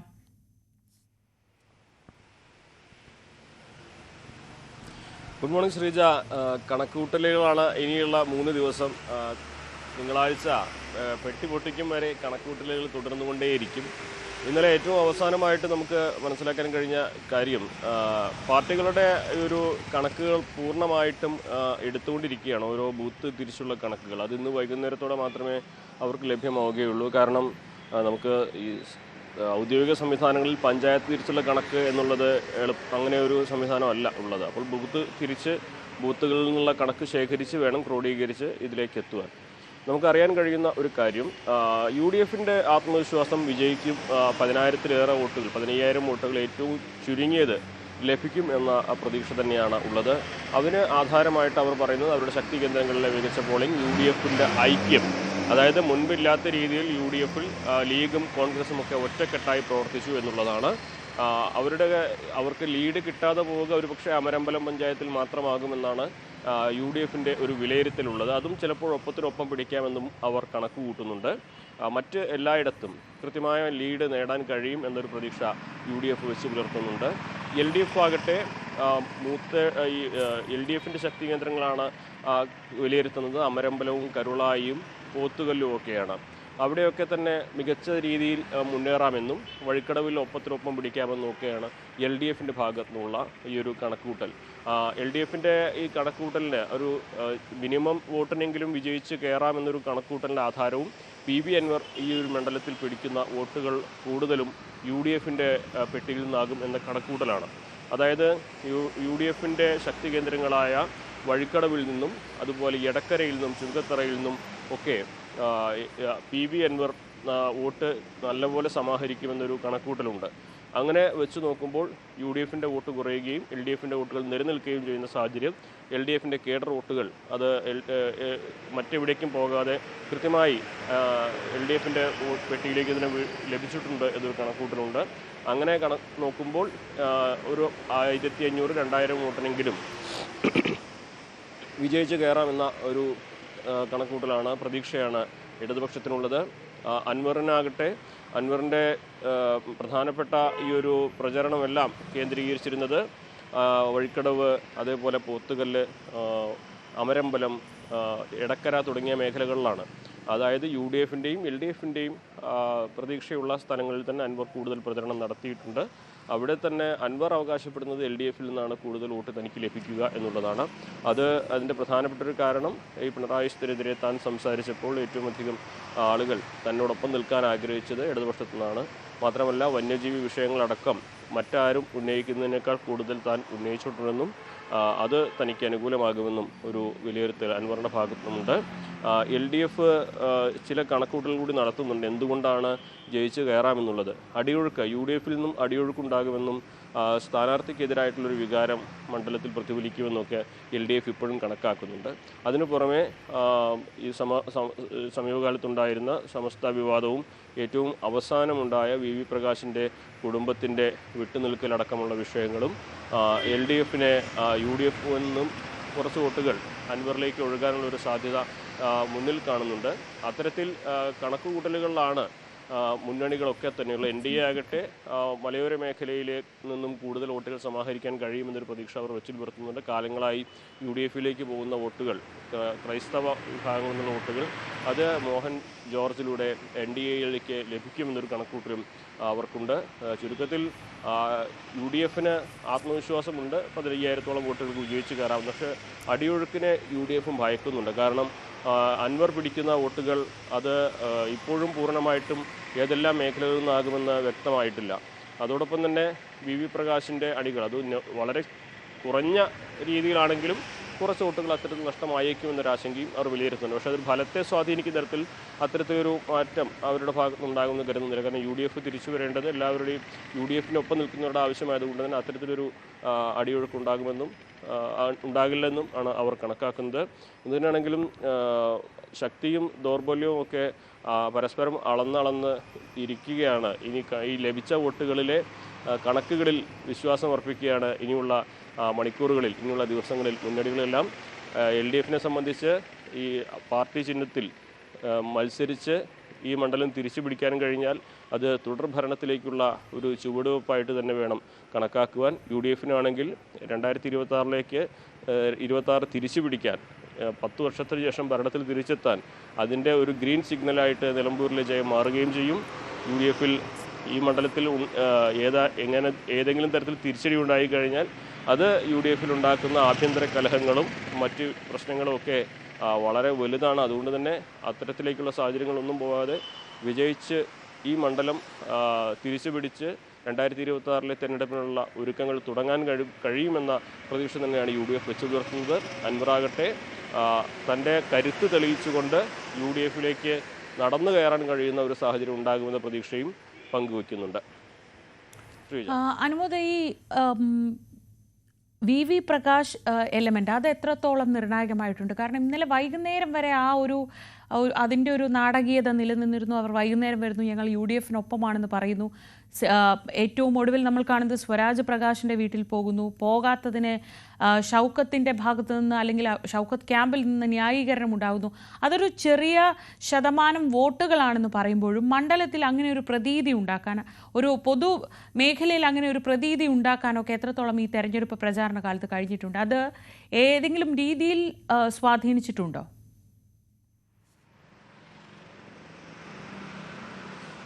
VV പ്രകാശ് ഒരു അദൃശ്യ സാന്നിധ്യമായിരുന്നു ഈ ഒരു തെരഞ്ഞെടുപ്പിൽ. അദ്ദേഹം ഓർമ്മയായിട്ട് 4 വർഷം ആകുമ്പോഴും 4 വർഷം കഴിയുമ്പോഴും ഈ ഒരു തെരഞ്ഞെടുപ്പിൽ VV പ്രകാശിൻ്റെ പേര് പറയാത്ത ഒരു ദിവസമോ അത് ഒരു മുന്നണികളിൽ ഉണ്ടായിട്ടുണ്ടാവില്ല എന്ന് വേണം കരുതുക. ഏറ്റവും അവസാനമായി വോട്ടെടുപ്പിൻ്റെ ദിവസം വരെ അദൃശ്യ സാന്നിധ്യമായിട്ട് VV പ്രകാശ് ഈ മണ്ഡലത്തിൽ നിറഞ്ഞു നിന്നിരുന്നു. അദ്ദേഹത്തിൻ്റെ കുടുംബത്തിൻ്റെ നിലപാടുകൾ, അവർ പാർട്ടിക്കൊപ്പമാണ്, UDF-നൊപ്പമാണെന്ന് അക്ഷരത്തെറ്റുകളില്ലാതെ ഉറച്ച ശബ്ദത്തിൽ പറയുമ്പോഴും അദ്ദേഹത്തിന് അവരുടെ നിലപാടുകൾ, അവരുടെ മനസ്സിലുള്ള കാര്യങ്ങൾ അത് പറയാതെ പറയുന്ന കാഴ്ചകളായിരുന്നു നമ്മൾ കണ്ടത്. കൃത്യമായിട്ട് പറഞ്ഞു കഴിഞ്ഞാൽ അവരുടെ അസാന്നിധ്യം കൊണ്ട് തന്നെ ഈ ഒരു മണ്ഡലത്തിൽ LDF-ന് അത് ഒരു തരത്തിലുള്ള പ്രചാരണത്തിനുള്ള സാഹചര്യം ഉണ്ടാക്കിയിട്ടുണ്ട്. അതൃപ്തി എന്നത് കൃത്യമായ വാക്കുകളിലൂടെയല്ല, മറിച്ച് പ്രവൃത്തിയിലൂടെ തന്നെ അത് തെളിയുകയും ചെയ്തതാണ്. അത് നമ്മൾ എങ്ങനെ വിശദീകരിച്ചു കഴിഞ്ഞാലും അതിൽ കൃത്യമായിട്ടൊരു വാക്കുകൊണ്ടല്ലാത്ത ഒരു ആശയവിനിമയമാണ് അവിടെ സംഭവിച്ചിട്ടുള്ളത്. VV പ്രകാശിൻ്റെ അണികൾ അവർ ഒരു പ്രതിസന്ധി ഘട്ടത്തിൽ എത്രത്തോളം UDF-നെ വിട്ട് മാറി നിൽക്കുമെന്ന് പറയാനാകില്ലെങ്കിൽ പോലും UDF-ൽ പ്രത്യേകിച്ച് ആര്യണ ഷൗക്കത്തിനെതിരെ നിൽക്കുന്ന ഒരു വിഭാഗത്തിൻ്റെ വോട്ടുകൾ അത് VV പ്രകാശിൻ്റെ കുടുംബത്തിൻ്റെ നിലപാടിനെ സ്വാധീനിച്ചിരിക്കാം, അല്ലെങ്കിൽ VV പ്രകാശിൻ്റെ കുടുംബത്തിന് എടുത്ത നിലപാട് അവരെ സ്വാധീനിച്ചിരിക്കാം എന്ന കാര്യത്തിൽ തർക്കമില്ല. PV അൻവർ ആവട്ടെ M സ്വരാജ് ആവട്ടെ, ഇവർ രണ്ടുപേരും ശ്രമിച്ചതും അത്തരത്തിലുള്ള ഒരു വികാരം വോട്ടായി മാറാനുള്ള സാഹചര്യം ഒരുക്കുവാനാണ്. ആ കുടുംബത്തെ സന്ദർശിച്ചുകൊണ്ട് ആ കുടുംബത്തിൻ്റെ വോട്ട് കിട്ടുമോ ഇല്ലയോ എന്നുള്ളതല്ല, പക്ഷേ VV പ്രകാശ് എന്ന ആ നേതാവിനെ വലിയ ആരാധിച്ചിരുന്ന, ഇഷ്ടപ്പെട്ടിരുന്ന, സ്നേഹിച്ചിരുന്ന ഒരുപാട് പേരുടെ മനസ്സുകളിൽ ഈ 2 പേരുടെ സന്ദർശനം അടയാളപ്പെടുത്തിയിട്ടുണ്ടാകും. അവർ ചിന്തിക്കും, ഒരുപക്ഷെ ആര്യടൻ ഷൗക്കത്ത് എന്തുകൊണ്ട് പോയില്ല, അത്തരത്തിലുള്ള കാര്യങ്ങൾ അവർ ചർച്ച ചെയ്യും, അത് താഴെത്തട്ടിൽ ചർച്ചയാകും, സാധാരണക്കാർക്കിടയിൽ അതൊരു വോട്ടിനെ സ്വാധീനിക്കുന്ന വിഷയമായി മാറും. അങ്ങനെ പല തലങ്ങളുണ്ട് അവരുടെ ആ 2 പേരുടെ സന്ദർശനത്തിന്. എന്തുതന്നെയാണെങ്കിലും പാർട്ടിയെ ബാധിക്കില്ല എന്ന് അവർ UDF നേതാക്കൾ അത് ആണയിട്ട് പറയുമ്പോൾ പോലും നമുക്ക് കണക്കാക്കാൻ കഴിയാത്ത ഒരു അടിയൊഴുക്കായിട്ട് വി വി പ്രകാശിൻ്റെ സാന്നിധ്യം, വി വി പ്രകാശിൻ്റെ കുടുംബത്തിൻ്റെ നിലപാട് ഈ തെരഞ്ഞെടുപ്പിൽ ഉണ്ടായിട്ടുണ്ട് എന്നുള്ളതൊരു വസ്തുതയാണ്. ശ്രീജ. ശരി, CB അനുമോദാണ് വിവരങ്ങൾ നൽകിയത്. നിലമ്പൂരിൽ തെരഞ്ഞെടുപ്പിൻ്റെ പിറ്റേ ദിവസം, വോട്ടെടുപ്പിൻ്റെ പിറ്റേ ദിവസം കണക്ക് കൂട്ടലുകളുടെ കളിയാണ്. എല്ലാവരും തങ്ങളുടെ സ്വാധീന മേഖലയിലെ മുഴുവൻ വോട്ടും പെട്ടിയിൽ തന്നെ വീണിട്ടുണ്ടെന്ന് ഉറപ്പിക്കുന്നു. അതിൻ്റെ ആത്മവിശ്വാസത്തിലാണുള്ളത്. പ്രത്യേകിച്ച് LDFും UDFും പരമാവധി വോട്ടുകൾ തങ്ങൾക്ക് സ്വന്തം വോട്ടുകൾ എത്തിക്കാൻ കഴിഞ്ഞു, അല്ലാതെയുള്ള നിഷ്പക്ഷ വോട്ടുകൾ സ്വാധീനിക്കാൻ കഴിഞ്ഞു എന്നൊക്കെയുള്ള ആത്മവിശ്വാസത്തിലാണ്. അനുമോദ് പറഞ്ഞതുപോലെ ഇനിയുള്ള 2-3 ദിവസം കണക്കുകൂട്ടലുകളുടേതാണ്. 23-ന് പെട്ടി പൊട്ടിക്കുമ്പോൾ മാത്രമേ അറിയുള്ളൂ യഥാർത്ഥത്തിൽ ഈ കണക്കുകൂട്ടലുകളൊക്കെ എത്രത്തോളം ഫലിക്കുമെന്നത്. ഇനി ആ കണക്കുകൂട്ടലുകളിലേക്ക് ഒന്ന് വിശദമായി പോകാം നമുക്ക്. നിലമ്പൂരിൽ 15,000 വോട്ടുകൾക്ക് UDF സ്ഥാനാർത്ഥി ജയിക്കുമെന്നാണ് KPCC working president AP Anilkumar news 18നോട് പറഞ്ഞത്. PV അൻവർ പിടിക്കുന്ന വോട്ടുകൾ UDFന് തിരിച്ചടിയായില്ല. അൻവർ വിഷയം തൽക്കാലം UDF ചർച്ച ചെയ്യില്ല എന്നും അനിൽകുമാർ പ്രതികരിച്ചു. നിലമ്പൂരിലെ തെരഞ്ഞെടുപ്പ് ചുമതലയുണ്ടായിരുന്ന KPCC വർക്കിംഗ് പ്രസിഡന്റ് AP അനിൽകുമാറാണ് നമ്മോടൊപ്പം ചേരുന്നത്. അവസാന കണക്കുകളൊക്കെ വരുമ്പോൾ എത്രമാത്രം കണക്കുകൂട്ടലുണ്ട് ഭൂരിപക്ഷത്തിൻ്റെ കാര്യത്തിൽ? ഞങ്ങളെ സംബന്ധിച്ചിടത്തോളം ഭൂരിപക്ഷത്തിൻ്റെ കാര്യത്തിൽ 15,000 വോട്ടിന് മുകളിലുള്ള ഭൂരിപക്ഷമാണ് പ്രതീക്ഷിച്ചിരുന്നത്. ഞങ്ങളുടെ ചില കണക്കുകൂട്ടലുകൾക്കനുസരിച്ചാണ് കാര്യങ്ങൾ പോകുന്നതെങ്കിൽ അത് ഞങ്ങൾ മുമ്പ് സൂചിപ്പിച്ചതുപോലെ തന്നെ വലിയ രീതിയിലുള്ള ഭൂരിപക്ഷം ഞങ്ങൾക്കുണ്ടാവും. ഏതെല്ലാം പഞ്ചായത്തുകളിലായിരിക്കും നമുക്ക് മേൽക്കൈയുണ്ടാകും? UDFന് ശക്തമായ അടിത്തറയുള്ളതാണ് 8 പഞ്ചായത്തും. പക്ഷേ പല ഘട്ടങ്ങളിലും പല കാരണങ്ങൾ കൊണ്ടാണ് വോട്ട് ഞങ്ങൾക്ക് പൂർണ്ണമായത് UDFന് ലഭിക്കാത്ത പല ഘടകങ്ങളും ഉണ്ടാവാറുണ്ട്. പക്ഷേ ഈ തെരഞ്ഞെടുപ്പ് UDF ഒറ്റക്കെട്ടായി പ്രവർത്തിച്ചത് വഴി UDFൻ്റെ മുഴുവൻ വോട്ടുകളും പോൾ ചെയ്യുകയും LDFനെതിരായ ഒരു വികാരം ജനങ്ങൾക്കിടയിൽ ഉള്ളതുകൊണ്ട് സ്വാഭാവികമായി എല്ലാ പഞ്ചായത്തുകളും ഞങ്ങൾ ലീഡ് ചെയ്യുന്നൊരു സാഹചര്യം ഉണ്ടാവും. വഴിക്കടവ്, അമരമ്പലം, കരുളായി, പോത്തുകല്ല് ഈ മേഖലകളിലൊക്കെ അൻവറിൻ്റെ പ്രവർത്തനം കുറേ കൂടി ആഴത്തിലുണ്ടായിരുന്നു എന്നാണ് പറയുന്നത്. അവിടെ നിന്നൊക്കെ UDF വോട്ട് ചോരാനുള്ള സാധ്യതയുണ്ട്. വഴിക്കടവ്, അതുപോലെ മൂത്തേടം, ഈ പറഞ്ഞതുപോലെയുള്ള എടക്കര, ചുങ്കത്തറ, പോത്തുകല്ല് എല്ലാ പഞ്ചായത്തുകളും ഞങ്ങൾ ആദ്യം ലീഡ് പ്രതീക്ഷിച്ചാണ്. അമരമ്പലം, നിലമ്പൂർ പോലെയുള്ള സ്ഥലങ്ങളിലായിരുന്നു ഞങ്ങൾക്കൊരു അല്പം ആശങ്കയുണ്ട്. പക്ഷേ തെരഞ്ഞെടുപ്പ് കഴിയുമ്പോൾ നിലമ്പൂരിലൊക്കെ പോളിംഗ് കാണുമ്പോൾ ഞങ്ങൾ നിർബന്ധമായി 8 പഞ്ചായത്തിൽ ഞങ്ങൾ ലീഡ് ചെയ്യും. പിന്നെ അൻവറുമായി ബന്ധപ്പെട്ട വോട്ടിൻ്റെ കാര്യത്തിൽ അത് ഞങ്ങൾ ആദ്യം തൊട്ട് പറഞ്ഞതാണ്. അത് നിങ്ങൾക്ക് തെരഞ്ഞെടുപ്പ് കഴിയുമ്പോൾ ബോധ്യമാകും. ആ വോട്ട് ഉണ്ടാക്കുന്ന നഷ്ടം CPMനായിരിക്കും, LDFനായിരിക്കും. UDFന് അതൊരു രീതിയിലും ബാധിക്കില്ല. UDFന് ഒരു വോട്ടും അൻവറിന് നേടാൻ കഴിയില്ല. ഞാൻ പറഞ്ഞ 1-2 വോട്ടുകളുടെ കാര്യത്തിലല്ല, ഞാൻ പറയട്ടെ, പൊതുവായി എടുത്തു കഴിഞ്ഞാൽ LDFനായിരിക്കും. ഞങ്ങൾ ആദ്യം പറഞ്ഞതാണ് PV അൻവറിൻ്റെ സ്ഥാനാർത്ഥിത്വം അത് LDF വോട്ടുകൾ ചോർച്ച ഉണ്ടാക്കുക അല്ലാതെ UDFന് ഒരു പ്രയാസവും ഉണ്ടാക്കില്ല എന്ന കാര്യത്തിൽ യാതൊരു സംശയവും. 2016-ലും 2021-ലും കോൺഗ്രസിലെ ചില ആഭ്യന്തര പ്രശ്നങ്ങൾ തെരഞ്ഞെടുപ്പ് പ്രതിഫലിച്ചിരുന്നു. ഇത്തവണ ഒറ്റക്കെട്ടായിട്ടാണ് തെരഞ്ഞെടുപ്പ് നേരിട്ടെന്ന് പറയുമ്പോഴും ഇത്തവണയും അത്തരത്തിൽ എന്തെങ്കിലും അടിയൊഴുക്കുകൾ പ്രതീക്ഷിക്കുന്നു? ഇല്ല, ഞാൻ പറഞ്ഞല്ലോ, ഈ വിജയത്തിലെ ഏറ്റവും പ്രധാനപ്പെട്ട കാര്യം UDF, കോൺഗ്രസ് മാത്രമല്ല, മുസ്ലിം ലീഗ് ഉൾപ്പെടെ UDFിലെ ഘടകകക്ഷികൾ ഒറ്റക്കെട്ടായി പ്രവർത്തിച്ചു എന്നുള്ളതാണ് ഏറ്റവും പ്രധാനപ്പെട്ട ഘടകം. രണ്ടാമത്തെ ഘടകം എന്ന് പറയുന്നത് പിണറായി വിജയൻ ഗവൺമെൻറ് എതിരായിട്ടുള്ള ഒരു ജനവികാരം ഇന്ന് ഗ്രൗണ്ടിലുണ്ട്. അപ്പോൾ അതുകൊണ്ട് ഈ 2 ഘടകങ്ങളും ഒരുമിച്ച് ചേർന്ന് കഴിഞ്ഞാൽ വലിയ ഭൂരിപക്ഷം ഇവിടെ കിട്ടും. ഒരുപാട് വിവാദങ്ങൾ ഉയർന്നു. ജമാഅത്തെ ഇസ്ലാമിൻ്റെ വിഷയം, അതുപോലെ അവസാനം ഗോവിന്ദൻ മാഷയുടെ പ്രസംഗത്തെ ചർച്ചയെ തുടർന്നുള്ള വിഷയം, ഇതൊക്കെ ജനങ്ങളെ നേരിട്ട് ബാധിക്കുമോ അതോ ഏതായിരിക്കും തെരഞ്ഞെടുപ്പിൽ ഏറ്റവും മുഖ്യമായിട്ടുണ്ടായിരിക്കുക? ഗോവിന്ദൻ മാഷയുടെ പ്രസ്താവന ശരിക്കും തെരഞ്ഞെടുപ്പിൽ കാര്യമായ സ്വാധീനം ചെലുത്തുമെന്നാണ് ഞാൻ മനസ്സിലാക്കുന്നത്. കാരണം CPM BJP ബന്ധം, BJP എന്നതിൽ കവിഞ്ഞ് RSS ബന്ധം, അത് CPMൻ്റെ സംസ്ഥാന സെക്രട്ടറി തന്നെ തുറന്നു പറഞ്ഞിരിക്കുകയാണ്. കഴിഞ്ഞ കുറേ കാലങ്ങളായി കോൺഗ്രസും UDFും പറയുന്ന കാര്യങ്ങൾ CPM സംസ്ഥാന സെക്രട്ടറി തന്നെ അംഗീകരിച്ചിരിക്കുകയാണ്. അത് വലിയ ഞെട്ടലാണ് വോട്ടർമാർക്കിടയിൽ ഉണ്ടായിട്ടുള്ളത്.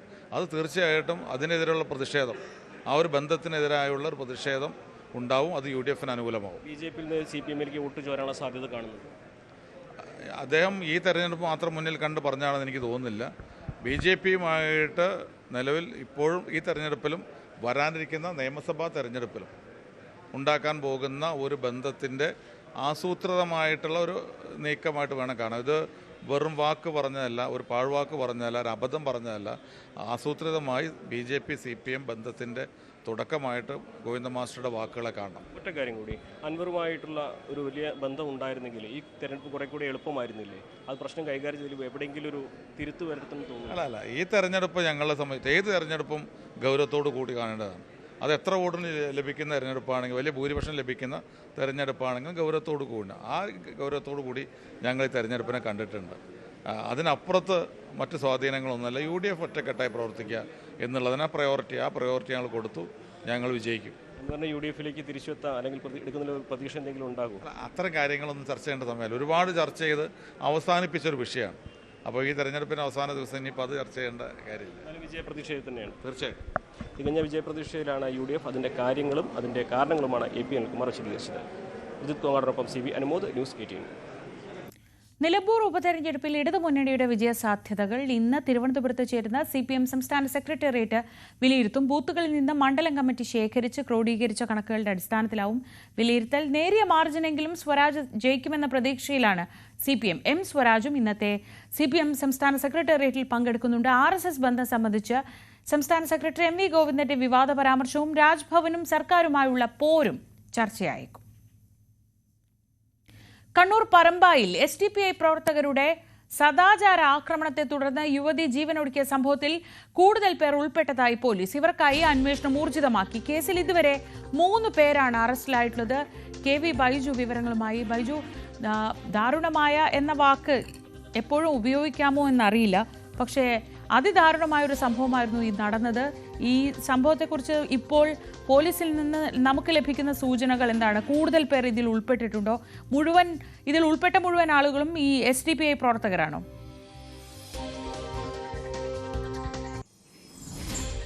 അതെ ശ്രീജ, ഈ കേസിൽ കൂടുതൽ പേർക്ക് പങ്കുണ്ടെന്നാണ് പിണറായി പോലീസ് വ്യക്തമാക്കുന്നത്. എന്തായാലും ശ്രീജ സൂചിപ്പിച്ചതുപോലെ തന്നെ അങ്ങേയറ്റം നാണക്കേടുണ്ടാക്കുന്ന, അതല്ലെങ്കിൽ ലജ്ജാകരമായ ഒരു സംഭവമാണ്. കേരളത്തിൽ ഒരിക്കലും സംഭവിക്കാൻ പാടില്ലാത്ത ഒരു കാര്യമാണ് ഈ പിണറായി പോലീസ് സ്റ്റേഷൻ പരിധിയിലെ പറമ്പായിൽ ഉണ്ടായത്. എന്തായാലും ഈ കേസിൽ ഇപ്പോൾ അറസ്റ്റിലായവർ 3 പേരും സജീവ SDPI പ്രവർത്തകരാണ്.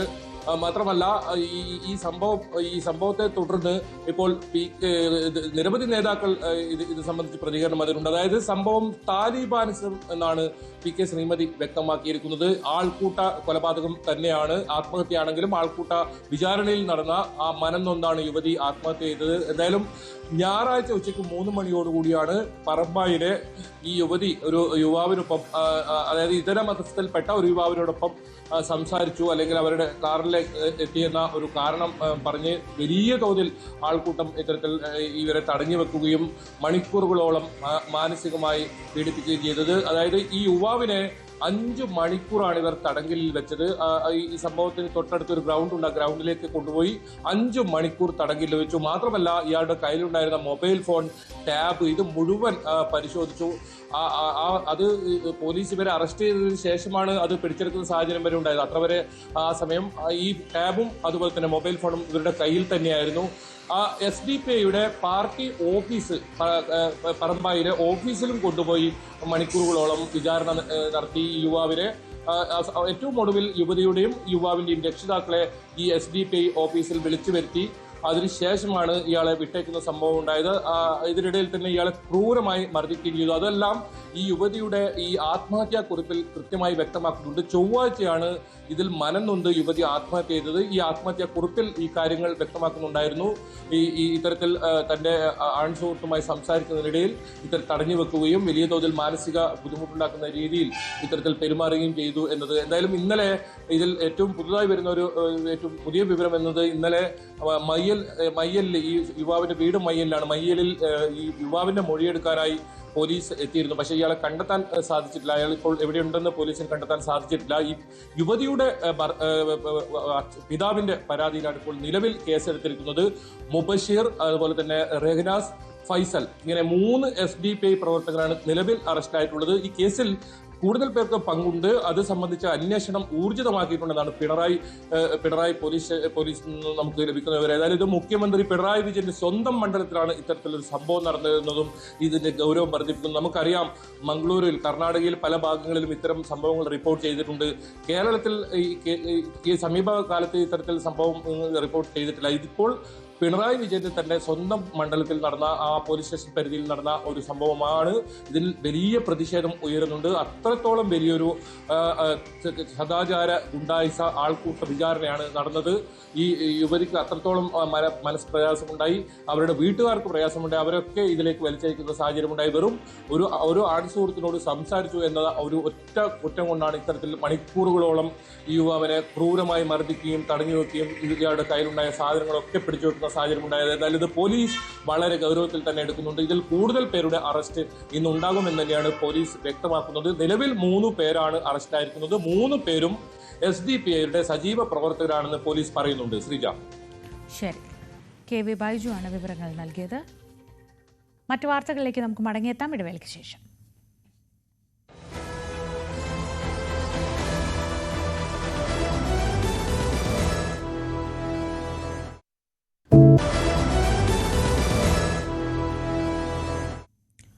ഭാരതാംബ ചിത്ര വിവാദത്തിൽ വിട്ടുവീഴ്ച വേണ്ടെന്ന നിലപാടിൽ ഗവർണറും സർക്കാരും. മന്ത്രി V ശിവൻകുട്ടിയോടുള്ള അതൃപ്തി ഗവർണർ മുഖ്യമന്ത്രിയെ അറിയിച്ചാൽ ഭരണഘടനാ കീഴ്വഴക്കം ചൂണ്ടിക്കാട്ടി മറുപടി നൽകും. അതേസമയം ശിവൻകുട്ടിയുടെ രൂക്ഷ വിമർശനം CPM തുടർന്ന് സ്വീകരിക്കാൻ പോകുന്ന രാഷ്ട്രീയ നിലപാടുകളുടെ തുടക്കമെന്നാണ് രാജ്ഭവന്റെ വിലയിരുത്തൽ. സർക്കാരുമായി ഒരു സംയമനത്തിന്റെ പാതയിലായിരുന്ന ഗവർണർ ഭാരതാംബ വിഷയത്തിലും ഇടത് സർക്കാരിനെതിരെ കടുത്ത നിലപാട് ഇതുവരെ സ്വീകരിച്ചിട്ടില്ല. പുതിയ വിവാദങ്ങളുടെ പശ്ചാത്തലത്തിൽ ഗവർണറുടെ തുടർ നീക്കങ്ങൾ എന്താവും എന്നതാണ് രാഷ്ട്രീയ കേന്ദ്രങ്ങൾ ഉറ്റുനോക്കുന്നത്. MG മിഥുൻ വിവരങ്ങളുമായി. മിഥുൻ, ഈ വിഷയത്തിൽ അങ്ങനെ ഒരു കാര്യമായ പ്രശ്നത്തിലേക്ക് പോകേണ്ട, ഒരു ഏറ്റുമുട്ടലിലേക്ക് പോകേണ്ട എന്ന നിലപാടിലായിരുന്നു ആദ്യഘട്ടത്തിൽ CPM ഉള്ളത്. എന്നാൽ ഈ MV ഗോവിന്ദന്റെ RSS ബാന്ധവ പരാമർശം വന്നതിന് പിന്നാലെ മുഖ്യമന്ത്രി ഇക്കാര്യം വിശദീകരിക്കുന്നു.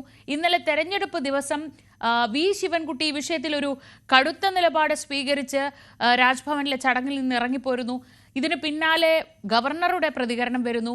രാജ്ഭവൻ ഇക്കാര്യത്തിൽ അതൃപ്തി അറിയിക്കുന്നു. ഇനി പ്രശ്നം എന്താണെന്ന് വെച്ചാൽ രാജ്ഭവനിൽ നടക്കുന്ന ചടങ്ങുകളിൽ ഈ സെൻട്രൽ ഹാളിൽ ആ ഭാരതാംബയുടെ ചിത്രം ഉണ്ടാവുമെന്ന് രാജ്ഭവൻ ഉറപ്പാകുമ്പോൾ സർക്കാരിന്റെ ഭാഗത്തു നിന്ന് ഇനി എന്തെങ്കിലും ഒരു പരിപാടി ഉണ്ടെങ്കിൽ രാജ്ഭവനിൽ പോയാൽ എന്ത് ചെയ്യുമെന്നതാണ് പ്രധാനപ്പെട്ട ചോദ്യം.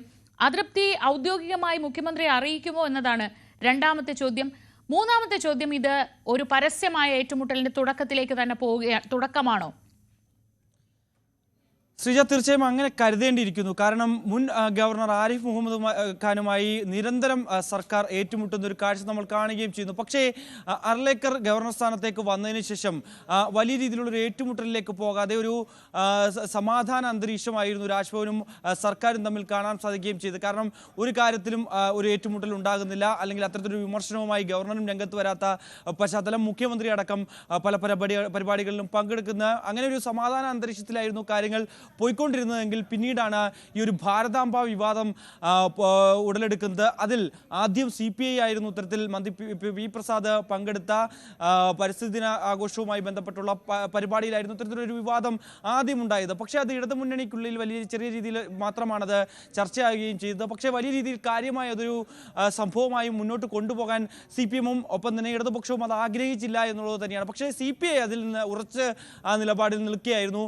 ആ ഒരു വിഷയത്തിൽ തന്നെ എന്നുള്ളതായിരുന്നു നമ്മൾ കണ്ടുവന്നത്. പക്ഷേ പിന്നീട് ആണ് ഇപ്പോൾ ഈ ഒരു തെരഞ്ഞെടുപ്പ് ദിവസം തന്നെ ഇന്നലെ മന്ത്രി V ശിവൻകുട്ടി പങ്കെടുക്കുന്ന പരിപാടിയിൽ ഈ രീതിയിലുള്ള ഒരു സംഭവം വീണ്ടും ഉണ്ടാകുന്നു. അതിൽ തെരഞ്ഞെടുപ്പ് ദിവസം തന്നെ ആയത് CPM-നെ സംബന്ധിച്ചൊരു വീണ് കിട്ടിയ ആയുധമായി തന്നെ അവർ കണക്കാക്കപ്പെടുകയും ഒപ്പം തന്നെ അത് കൃത്യമായി പ്രയോഗിക്കാനും അവർക്ക് സാധിച്ചു എന്ന് തന്നെ നമുക്ക് വിലയിരുത്തുകയും ചെയ്യാം. കാരണം അത്തരത്തിൽ ആ ഒരു പരിപാടിയിൽ നിന്ന് V ശിവൻകുട്ടി വിട്ടുനിൽക്കുന്നു. അതിനു മുമ്പ് തന്നെ മുഖ്യമന്ത്രി ഇക്കാര്യത്തിലൊരു കൃത്യമായ നിലപാട് വ്യക്തമാക്കുകയും ചെയ്തതാണ്. എന്തായാലും സ്വാഭാവികമായും ഇപ്പോൾ ഗവർണറും സർക്കാരും തമ്മിലുള്ളൊരു കനത്ത പോരിലേക്ക് ഈ വിഷയം മാറുന്നു എന്നുള്ളത് തന്നെയാണ്. നിലവിൽ രാജേന്ദ്ര ആർലേക്കറും സർക്കാരും സംയുക്തയിൽ ആണ് കാര്യങ്ങൾ മുന്നോട്ട് പോയെങ്കിൽ ഇനി അതൊരു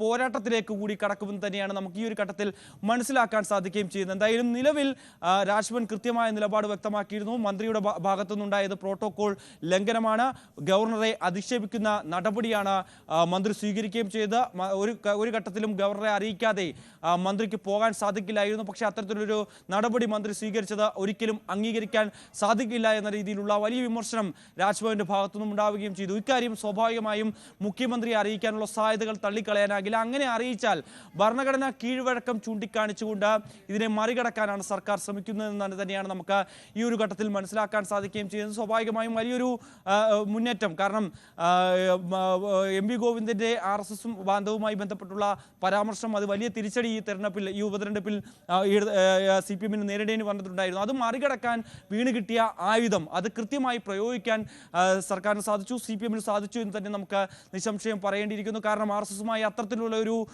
ബാന്ധവുമായി ഒരിക്കലും മുന്നോട്ട് പോകില്ല എന്ന് തെളിയിക്കുന്ന തരത്തിലൊരു സംഭവവികാസങ്ങളായിരുന്നു കഴിഞ്ഞ ദിവസം രാജ്ഭവൻ കേന്ദ്രീകരിച്ച് നടക്കുകയും ചെയ്തു. അപ്പോൾ മറ്റൊന്ന് ശ്രീജ സൂചിപ്പിച്ചതുപോലെ തന്നെ ഇനി നിരവധി പരിപാടികൾ രാജ്ഭവൻ കേന്ദ്രീകരിച്ച് നടക്കും. ആ സമയത്ത് സ്വാഭാവികമായും എതിർപ്പുകൾ ഉണ്ടാകും. മുഖ്യമന്ത്രി ഉൾപ്പെടെയുള്ളവർ പങ്കെടുക്കുന്നതിൻ്റെ ചടങ്ങുകൾ ഉണ്ടാകും. അപ്പോഴൊക്കെ ഈ ചിത്രം അവിടെ ഉണ്ടാകുമെന്ന് തന്നെയാണ് രാജ്ഭവൻ നിലപാട് വ്യക്തമാക്കിയിരിക്കുന്നത്. ഒരു തരത്തിലും ഭാരതാംബയുടെ ചിത്രം അവിടെ നിന്ന് മാറ്റില്ല, അങ്ങനെ ഒരു പ്രശ്നം ഉദിക്കുന്നതേ ഇല്ല എന്ന രീതിയിലായിരുന്നു രാജ്ഭവന്റെ വാർത്താക്കുറിപ്പ് പുറപ്പെടുവിക്കുകയും ചെയ്തത്. അതുകൊണ്ട് തന്നെ സ്വാഭാവികമായും ഈ ഒരു പോര് അത് കൂടുതൽ കനക്കാനുള്ള സാധ്യത തന്നെയാണ് ഈ ഒരു ഘട്ടത്തിൽ കാണുന്നത്. എന്തായാലും ഇത് സംബന്ധിച്ച് മറ്റ് ഔദ്യോഗികമായിട്ടുള്ള അല്ലെങ്കിൽ മുഖ്യമന്ത്രിയുടെ ഭാഗത്തു നിന്നുള്ളൊരു പ്രതികരണം അല്ലെങ്കിൽ മറ്റാളുകളുടെ ഭാഗത്തു നിന്നൊരു ഒരു പ്രതികരണം ഇതുവരെ വന്നിട്ടില്ല എന്നുള്ളതാണ്. CPI വീണ്ടും കടുത്ത ഭാഷയിൽ വിമർശനവുമായി രംഗത്ത് വന്നിട്ടുണ്ടായിരുന്നു. രാജ്ഭവനെ RSS കാര്യാലയമാക്കി മാറ്റാനുള്ള ഗവർണറുടെ നടപടിയിൽ നിന്ന് പിന്നോട്ട് പോകണം, അല്ലെങ്കിൽ ശക്തമായ പ്രതിഷേധവുമായി മുന്നോട്ട് പോകുമെന്ന് കൂടി CPI നിലപാട് ആവർത്തിക്കുകയും ചെയ്തൊരു പശ്ചാത്തലമുണ്ട്. മറ്റ്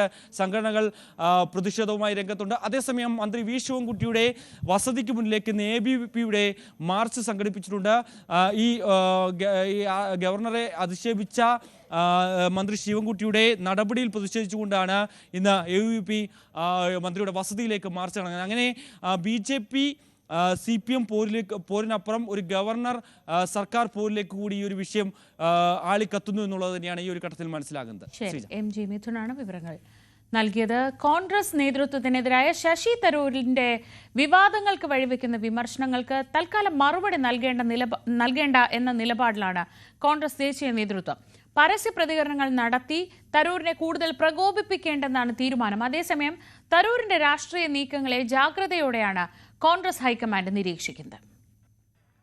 ലേഖന വിവാദത്തിനും വിദേശ പര്യടനത്തിനിടയിലെ മോദി സ്തുതിക്കും പിന്നാലെ പാർട്ടി അഭിമാന പോരാട്ടം നടത്തുന്ന നിലമ്പൂരിലെ വിധി ദിനത്തിൽ നേതൃത്വത്തെ വെട്ടിലാക്കിക്കൊണ്ട് തരൂർ നടത്തിയ പ്രതികരണങ്ങൾ രാഷ്ട്രീയ ലക്ഷ്യം മുന്നിൽ കണ്ടുകൊണ്ട് നടത്തിയ ബോധപൂർവമായ നീക്കമെന്നാണ് കോൺഗ്രസ് നേതൃത്വത്തിൻ്റെ വിലയിരുത്തൽ.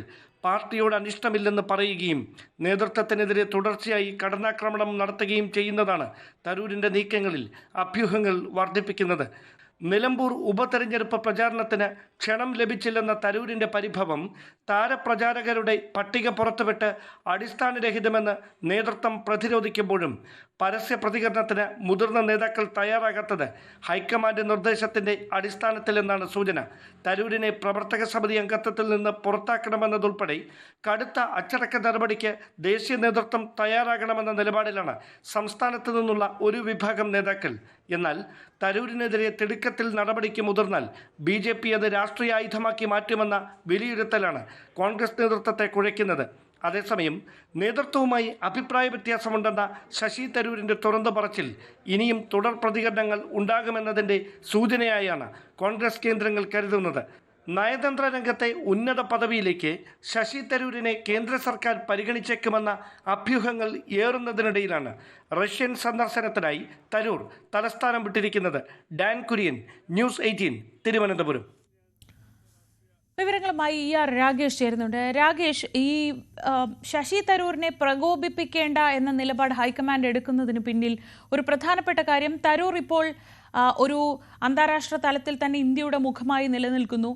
സർക്കാരും കേന്ദ്ര സർക്കാരും തരൂരും തമ്മിൽ വളരെ നല്ല രീതിയിലൊരു ബന്ധമുണ്ട്. ഏതെങ്കിലും രീതിയിൽ പ്രകോപിപ്പിച്ച് തരൂരിനെ കൊണ്ടൊരു തീരുമാനം, ഈ പാർട്ടിക്ക് പുറത്തേക്ക് പോകാനോ മറ്റോ ഉള്ളൊരു തീരുമാനം എടുക്കേണ്ട എന്നതുകൊണ്ട് മാത്രമാണോ ഹൈക്കമാൻഡ് ഇങ്ങനെ ഒരു പ്രകോപനം വേണ്ടെന്നൊരു നിലപാട് നിൽക്കുന്നത്? പക്ഷേ കേരളത്തിലെ നേതാക്കൾ എത്ര കണ്ട് അതിനോട് യോജിക്കാൻ സാധ്യതയുണ്ട്? ഇന്നലത്തെ ദിവസം തരൂർ ഉണ്ടാക്കിയ പൊല്ലാപ്പ് സ്വാഭാവികമായും ഇവിടുത്തെ സംസ്ഥാന നേതൃത്വത്തിൽ വലിയ പ്രശ്നങ്ങൾ ഉണ്ടാക്കിയിട്ടില്ലേ? അതെ ശ്രീജ, തരൂരും കോൺഗ്രസ് നേതൃത്വവും തമ്മിലുള്ള തർക്കത്തിന്റെ ഏറ്റവും ഒടുവിലത്തെ എപ്പിസോഡ് എന്ന് നമുക്ക് ഈ നിലമ്പൂർ വിഷയത്തെ പറയാം. കാരണം ശശി തരൂര് വിദേശ പര്യടനം കഴിഞ്ഞ് മടങ്ങിയെത്തുന്ന ശേഷം വീണ്ടും ഒരു വിദേശത്ത് പോയി. അതിനുശേഷം അദ്ദേഹം നാട്ടിലെത്തുന്നത് 2 ദിവസം മുമ്പ് മാത്രമാണ്. അപ്പോഴാണ് പ്രത്യേകിച്ച് ഈ വോട്ടെടുപ്പ് നടക്കുന്ന ഘട്ടത്തിലാണ് തരൂരിൻ്റെ ഭാഗത്ത് നിന്ന് ഇത്തരത്തിൽ നിലമ്പൂരിലേക്ക് തന്നെ ആരും ക്ഷണിച്ചില്ല, ഒരു മിസ്ഡ് കോൾ പോലും ഉണ്ടായില്ല എന്ന വിമർശനം തരൂരിൻ്റെ ഭാഗത്തു നിന്ന് വരുന്നത്. യഥാർത്ഥത്തിൽ നിലമ്പൂർ തെരഞ്ഞെടുപ്പ് പ്രഖ്യാപിക്കുന്നത് മെയ് 25-ാം തീയതിയാണ്. അതിന് ഒരു ദിവസം മുമ്പ് തന്നെ ശശി തരൂർ വിദേശ പര്യടനത്തിന് പോയിരുന്നു. പ്രത്യേകിച്ച് ഓപ്പറേഷൻ സിന്ദൂർ വിശദീകരിക്കാനുള്ള ഒരു സംഘത്തെ നയിച്ചത് ശശി തരൂരായിരുന്നു. 24-ാം തീയതി പുലർച്ചെ തന്നെ തരൂർ ഈ സംഘവുമായി US അടക്കമുള്ള രാജ്യങ്ങളിലേക്ക് തിരിച്ചിരുന്നു. മടങ്ങിയെത്തിയത് 4-ാം തീയതി മാത്രമാണ്. അതിനുശേഷം ഡൽഹിയിൽ നിന്ന് എത്തിയ ശേഷം വീണ്ടും തരൂർ വിദേശത്ത് പോവുകയാണ് ചെയ്തത്. അപ്പോൾ ഇന്നലെ തരൂർ വിമർശനം നടത്തുമ്പോൾ സംസ്ഥാന നേതാക്കൾ ഏതായാലും അത് തള്ളിക്കളയുകയാണ് ചെയ്തത്. പ്രത്യേകിച്ച് താരപ്രചാരകരുടെ പട്ടിക തന്നെ അവർ പുറത്തുവിട്ടു. ആ പട്ടികയിൽ ഏതാണ്ട് 8-ാമത്തെ പേരായി തരൂരിൻ്റെ പേരുണ്ടാവുകയും ചെയ്തിരുന്നു. ഏതായാലും കഴിഞ്ഞ കുറച്ച് നാളുകളായി തരൂർ തർക്കത്തിലാണ്. പ്രത്യേകിച്ച് ദേശീയ നേതാക്കളുമായി ഇടയുന്നതിന് മുമ്പ് തന്നെ സംസ്ഥാനത്ത് VD സതീശൻ അടക്കമുള്ള നേതാക്കളുമായി ശശി തരൂർ അകൽച്ചയിലാണ്. ഏതായാലും തരൂർ ഇപ്പോൾ പറയുന്ന കാര്യങ്ങളോട് നേതൃത്വം ഏതായാലും ഈ വിഷയത്തിൽ പ്രതികരിക്കേണ്ടതില്ല എന്ന നിലപാട് ഉണ്ട്. തീർച്ചയായും അതിന് പ്രധാനപ്പെട്ട കാരണം ശ്രീജ സൂചിപ്പിച്ച പോലെ തന്നെ BJPക്ക് അതൊരു രാഷ്ട്രീയ ആയുധമാക്കേണ്ടതില്ല എന്ന നിലപാടാണ്. നേരത്തെ ഓപ്പറേഷൻ സിന്ദൂറിന്റെ ഘട്ടത്തിൽ ശശി തരൂരിനെതിരെ ചില നേതാക്കളെങ്കിലും കടുത്ത വിമർശനം ഉന്നയിച്ചിരുന്നു. പ്രത്യേകിച്ച് ഉദിത് രാജ് അടക്കമുള്ള നേതാക്കൾ ശശി തരൂർ മടങ്ങി വരുമ്പോൾ വിദേശ മന്ത്രിസ്ഥാനമോ അല്ലെങ്കിൽ ഏതെങ്കിലും സൂപ്പർ വക്താവാണ് തരൂർ തുടങ്ങിയ കടുത്ത വിമർശനയ്ക്ക് കടന്നപ്പോൾ പോലും കോൺഗ്രസ് നേതൃത്വം ഇതേ നിലപാടാണ് സ്വീകരിച്ചത്. പ്രകോപനം സൃഷ്ടിക്കേണ്ടതില്ല, ഒരു പരസ്യ പ്രതികരണത്തിലേക്ക് നേതൃത്വം ഏതായാലും കടക്കേണ്ടതില്ല എന്ന നിലപാട് അവർ സ്വീകരിച്ചിരുന്നു. ഏതായാലും അതിന് സമാനമായ നിലപാട് തന്നെ ഈ ഘട്ടത്തിലും തുടരാൻ തന്നെയാണ് സാധ്യത. അത്തരമൊരു നിർദ്ദേശമാണ് ഇപ്പോൾ ഏതായാലും AICCയുടെ ഭാഗത്ത് നിന്ന് KPCC അടക്കം നൽകിയിരിക്കുന്നത്. ശ്രീജ, രാകേഷാണ് വിവരങ്ങൾ നൽകിയത് ന്യൂസ് ഡെസ്കിൽ നിന്ന്. ആക്സിയം 4 ബഹിരാകാശ ദൗത്യം നമ്മളേറെ പ്രതീക്ഷയോടെ കാത്തിരുന്നതാണ്. പ്രത്യേകിച്ച് ഒരു ഇന്ത്യൻ പൗരൻ കൂടി ആ ദൗത്യത്തിൻ്റെ ഭാഗമാവുന്ന സാഹചര്യത്തിൽ. പക്ഷേ 7-ാം തവണയും ദൗത്യം മാറ്റിവെച്ചിരിക്കുകയാണ്. ജൂൺ 22-ന് വിക്ഷേപണം നടക്കുമെന്നായിരുന്നു ഒടുവിലത്തെ തീരുമാനം. എന്നാൽ അന്നും ദൗത്യം നടക്കില്ല എന്നാണ് നിലവിലെ സാഹചര്യം. ഇന്ത്യൻ വ്യോമസേന ഗ്രൂപ്പ് ക്യാപ്റ്റൻ ശുഭാംശു ശുക്ല ഉൾപ്പെടെ 4 പേരുമായുള്ള യാത്രയാണ് 7-ാം തവണയും മാറ്റിയത്. ജൂൺ 25-ന് ദൗത്യം നടത്താനാണ് ആലോചന എന്നും റിപ്പോർട്ടുകളുണ്ട്. ഇക്കാര്യത്തിൽ പക്ഷേ ഇതുവരെ ഒരു ഔദ്യോഗിക പ്രഖ്യാപനം ഉണ്ടായിട്ടില്ല. ഇനി ഇന്നത്തെ സ്പെഷ്യൽ ഡേ വിഷസിലേക്കാണ്. എറണാകുളം സ്വദേശി ദേവ്നയുടെ 12-ാം പിറന്നാളാണ് ഇന്ന്. ആശംസകൾ നേരുന്ന അച്ഛൻ ജിയോ, അമ്മ രശ്മിയും ഒപ്പം അനിയൻ ദക്ഷിതും കൂടെ ഞങ്ങളും. Happy birthday Devna.